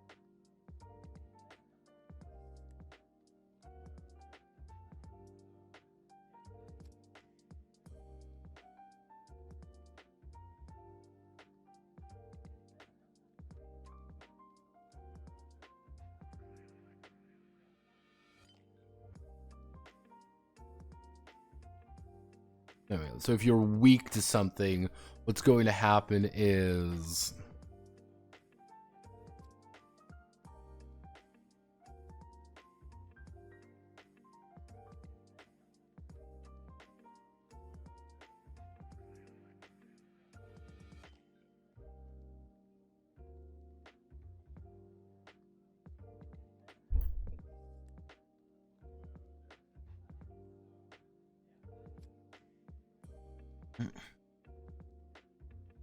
so if, let's say, you have horrifying weakness to fire, anytime you take any fire damage, you actually add additional 2d9 to it. So I may say, hey, this is fire, does 2d6 damage to you. And it says, oh, but you're like, oh, hey, sorry, you also have to roll a 2d9 to it. Or it's like, oh, hey, you're only agonizing weakness. So I'm going to bring my d8. Do I have another d8 here? Probably not. That's enough. That's yeah.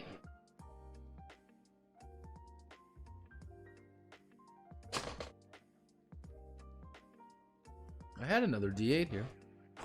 Oh, there we go. So let's say 2d6, but you have agonizing weakness. You, in fact, took... Normally, you would just take 8 damage, but here you took, 15 damage.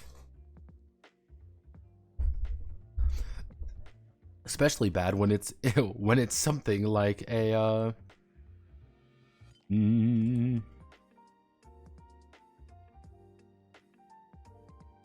well, something like poison, because if it's poison, that means it's inside your body and you're dying horribly from it.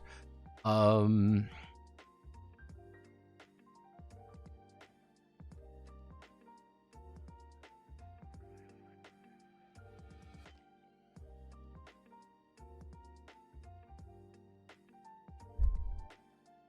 guess we should add actions, shouldn't we?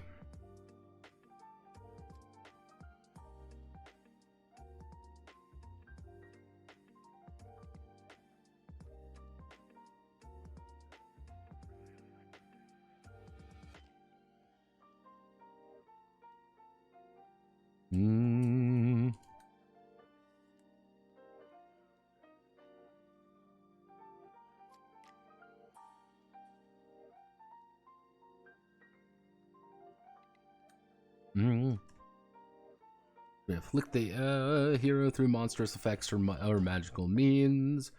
Not cleared. If not cleared naturally, if not cleared through magical or alchemical means, they will be removed. They will be removed on a long rest.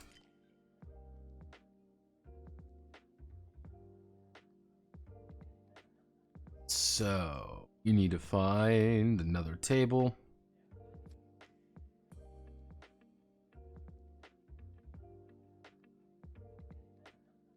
bump.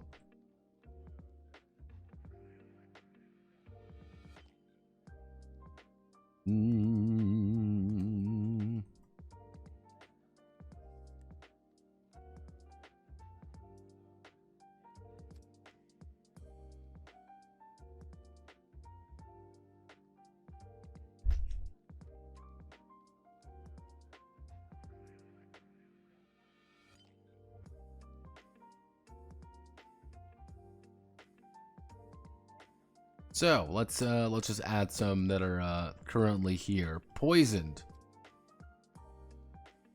Oh, like poison. Poison's a good one. Confused. Fear. Paralyzed. Blind. Bleeding.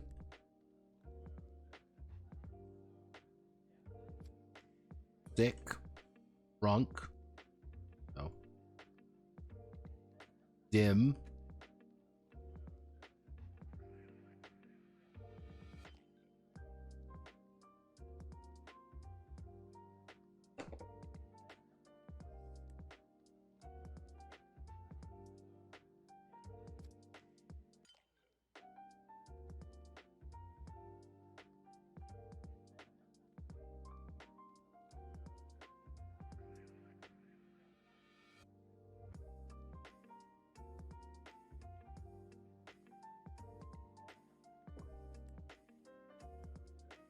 Pregnant.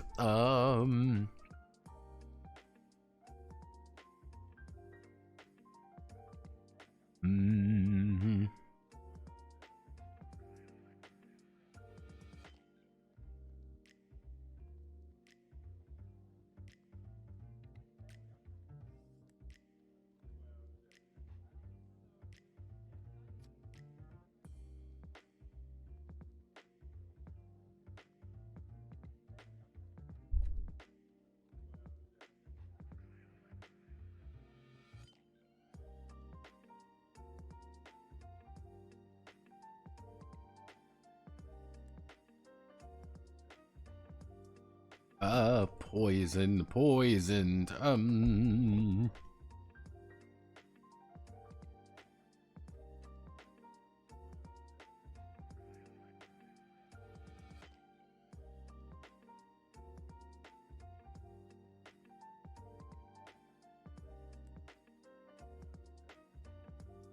$3d2. Actually, we'll just do 1d. Deal 1d6 damage at the end of the round. Dungeon turn, or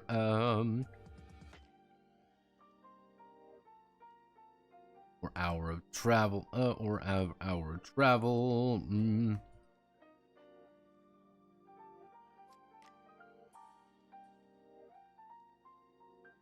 Confuse.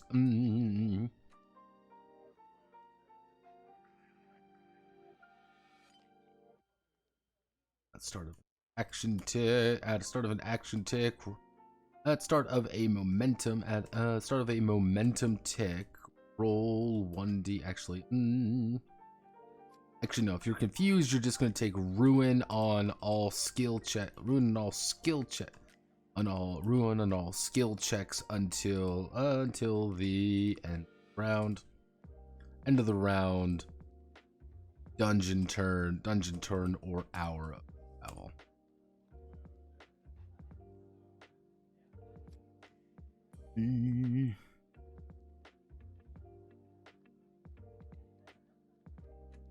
That fear.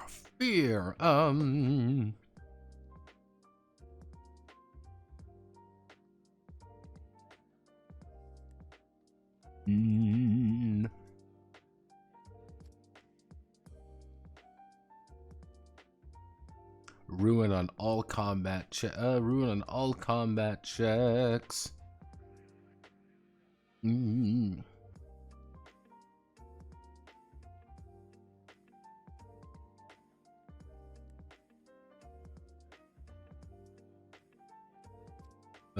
Fear, paralyzed, unable to move, act, or perform any actions.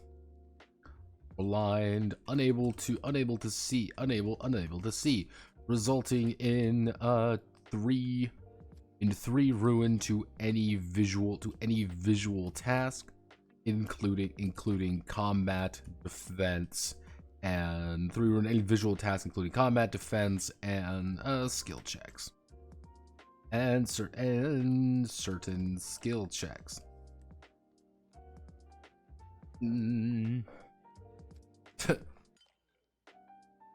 Yeah, if you want to fight someone, you have 3 ruin. Like, you have a very basic idea of like how to fight, but that's a negative 30 on that. That's kind of the painful part. Bleeding.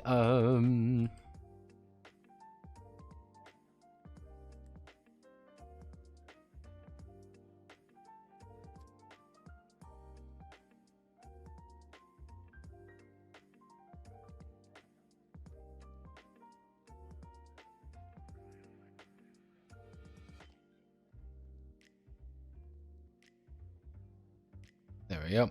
Bleeding just gets worse over time.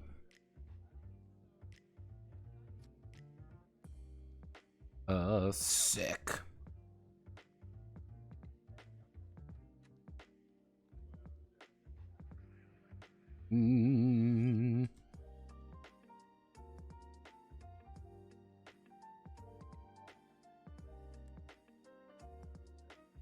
And that food is consumed, a potion is quaffed, or a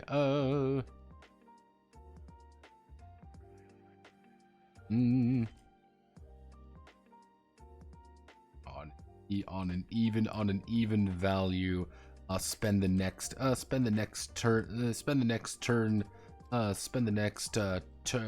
tick. Dungeon turn, or pick dungeon turn or hour of travel. Vomiting their guts out. Vomiting. You're pretty much just wasting time. It's just like, yeah, you're fucking sick. Dim actually. Occasionally cause you to walk randomly, reduce combat abilities, magical, randomly fail with standard spellbook reading failure results.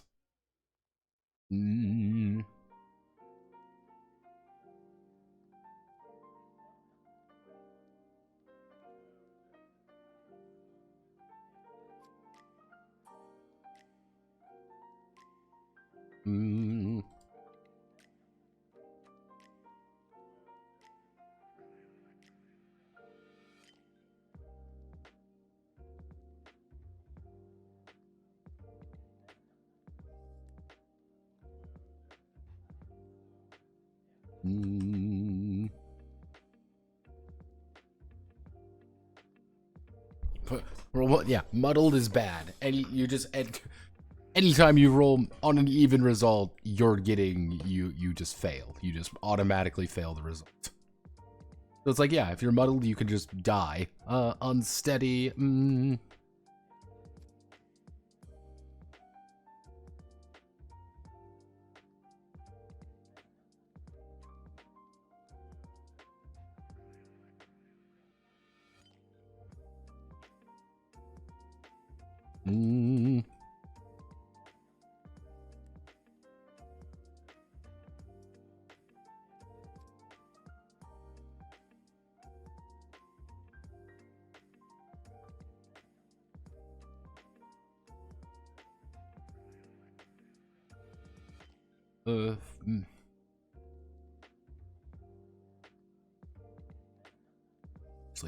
Double the number of combat dice rolled. Damage dice rolled. Damage dice rolled. Cannot defend self. You use a reaction. Not use a reaction to defend self. Mana drain at the end. reduce MP by 1d6 at the end of the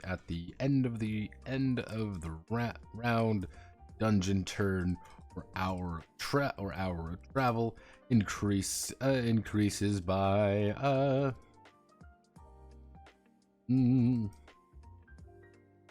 round, dungeon turn, or hour travel lasts until MP is MP 0.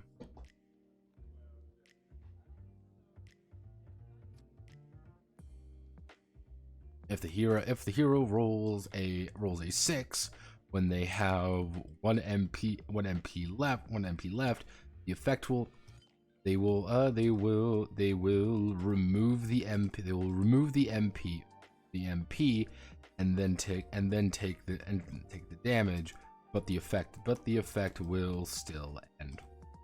Which, by the way, that would be 15 damage because you would take 5. It's kind of the idea, like, the second you run out, it's over, but you might still take overage on it. Like, it's still drawing from something that isn't maybe there. There we go. These are all suitably terrible, I think. I think all of these are suitably terrible in their own way, mostly because you can't get rid of them. I also have a lot of coin flip traits. I have a 6 up on a D10 currently. For example, depression, exhausted on a T6 every day. For example, depression. How cheery. Sorry, you randomly rolled depression today. See, when we get to the Fear and Hunger game, we'll have to actually deal with the coin flip mechanic. You know, everyone gets lucky coins. Yeah, I'm going to probably play around with that a little bit more when we get to there. Alright, so we've got the conditions and ailments. We don't really have to worry about conditions and ailments anymore. So what's our next main... What is our next main endeavor? I believe our next main endeavor is actually going to be magic, because we've got everything there, so it is going to be magic. So I'm gonna put this right here. We're gonna do actually no.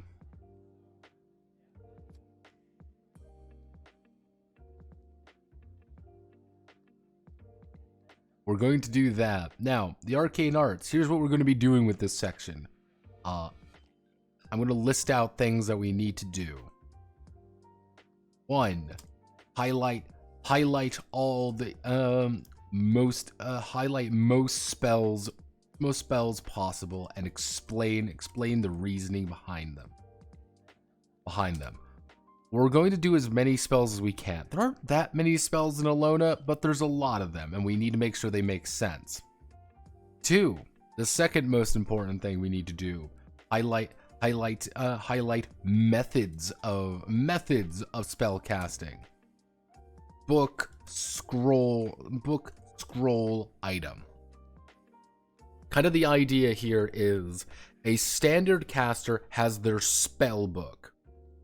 If you want to play a wizard character, you're going to have a spell book on you, and that spell book is going to let you do things.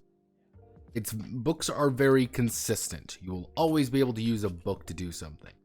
Scrolls are one and done. You bring up the scroll, you read it, it burns away, it's gone. If it's an item, it usually only has one spell in it, though. That's the thing, it has one spell. You fire off the item spell, and that's it. It's a wand or something like that.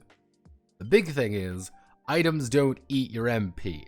That's going to be one of the kind of things we want to make a note about. Like, hey, if you have a wand, it's not really going to eat your MP as much as, say, a scroll or a book.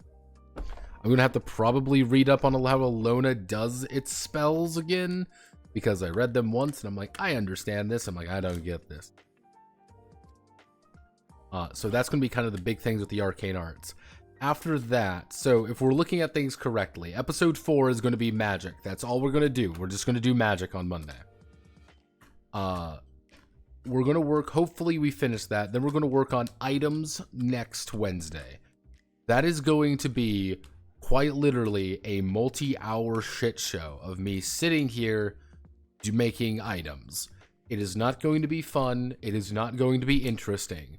I am going to just make items because of how items are going to work. There's going to be no special items. There's going to be no special qualities. It is going to be me having to go through about 100 different materials and assign microscopic differences to each of them. But items should be the most fun. No, I hate writing item lists. The thing with Elona that's very complicated about this. Let me open up the Agony Google Sheet. Now, this is how it actually functions. Oh god, yeah, tomorrow's creator stream. Let's see, tonight I have to read Comic, I have to read Daughters of Lamb. There's a few of them. Yeah, Sovereign. So this is how items work in Elona. Because everything is based off of pretty much a type of what it's made of. So here's a longsword, for example. So a base longsword is actually going to do 2d8. That's its base amount of thing. It has 2 damage bonus, 5 hit bonus.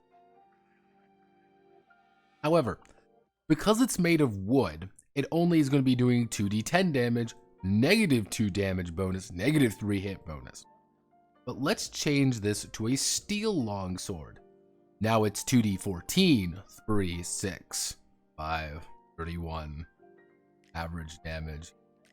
This is now a metal sword. This is now a bronze sword. This is now a, what are some other material that we can... Oh, let's do a bone weapon. I want to make a bone. Bone's completely fucking different. There are not going to be many items I need to worry about. There are not many items. But every single item can be modified because I need to do the IMQ system. Pretty much it's going to be the IMQ. It's going to be the item, material, quality. That's all it's going to be. If you want to randomly generate a bunch of quick ass loot, it's going to be roll what the item is, then roll what the material is, then roll the quality. I have a longsword here that's made of steel, and it's this. I'm going to have to probably put in a note being like, if you just want to make it basic to start off with, then just picking things up. If you just want to do like just add in things that you want them to like identify later on when they get back to town or something, you're just going to roll what the item is. That's all you're going to roll. You're going to roll what the item is, and you're going to be rolling kind of a general type of what you think it is. So it's kind of like one of those things where it's like, okay, I rolled a long sword. Because I rolled a long sword, I know it's going to be made of metal. And it's going to have its own set of weight. Then you're going to kind of, or like, hey, it's a long sword, therefore it's this, this, this. The GM might, roll up 3 things being like, you just know it's a sword. It's a sword, it weighs this much. Most things shouldn't have that many weight modifiers, but I do fundamentally fucking know there's going to be a lot of weight modifiers. Because this is just what this game is. So I'm going to have to do that. That is legitimately what it's going to be on Wednesday. Most likely Wednesday is going to be me sitting here for probably 3-4 hours just going through a Google Sheets and just meticulously going through every single possible material for every single possible item. Because every single item in the game, every single weapon and piece of armor can technically be any kind of material. So if you want to have glass shoes, that is entirely possible. Glass isn't really going to protect you very much, but it will make sure that you have different effects. I might not put in the more complicated effects, simply because, fuck that shit, I don't want to deal with it. So, yeah, I'm going to call it there. So thank you all for watching. My name is Notepad Anon. Hope you have a wonderful rest of your day. She have 2 in traits right now, and I don't envy you. But yes, if things go according to plan, tomorrow we should be up and running.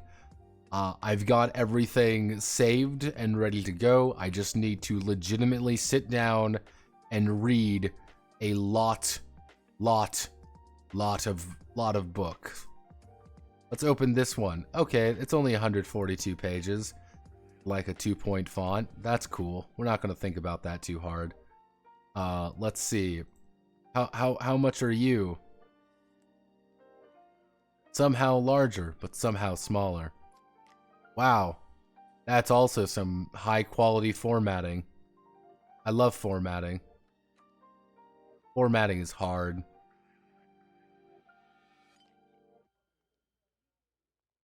Is this one different? It is 2,000 more. Ah, yes. Oh, this is 80 megs. I wonder what's in here. See, yeah, I got like 4 books I need to go over tonight, and they're all the really long ones, of course, because I'm a fool. I'm a silly clown.